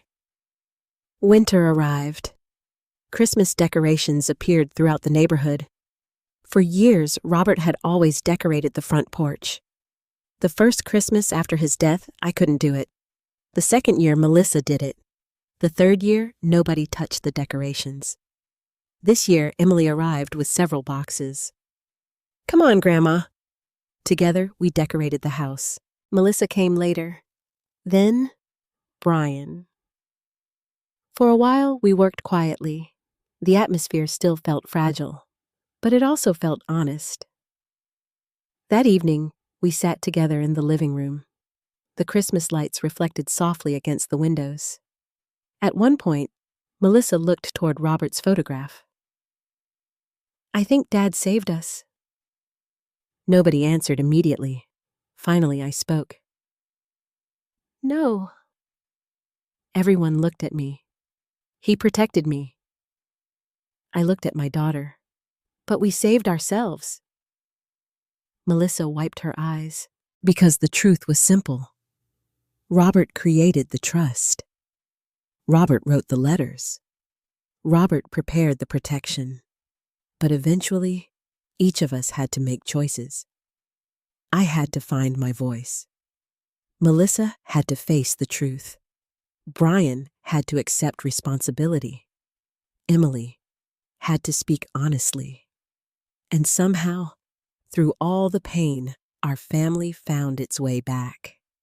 Several months later, I visited Michael Bennett one final time. He smiled when he saw me. How are you? I laughed. I drive myself now. He smiled. I noticed. As I prepared to leave, he handed me an envelope. What's this? Robert left instructions. I stared at him. Another letter. He nodded. I think this one can finally be opened. I sat in my car before reading it. My dearest Sydney, if you are reading this, then you have probably done exactly what I believed you would do. You survived, you found your strength, and you remembered who you are. I never wanted to protect you because you were weak. I wanted to protect you because you are kind. Kind people sometimes trust too easily. But kindness is not weakness. Never forget that. And if our family finds its way back to each other, please remember something. Forgiveness is not surrender. Love is not control. And home is not the house we built. Home is the courage we leave behind for the people we love. Forever, yours, Robert. I cried inside the car. Not because I missed him. I always would. I cried because he had been right. I had survived. As I drove home, the sun slowly disappeared behind the trees. The porch lights glowed warmly. My keys rested in my hand. The same keys my daughter once took away. The same keys that eventually led me back to myself. And when I opened the front door, I realized something. The notary's phone call had not saved my home. It had saved my voice. And once I found that voice again, nobody could ever take it away.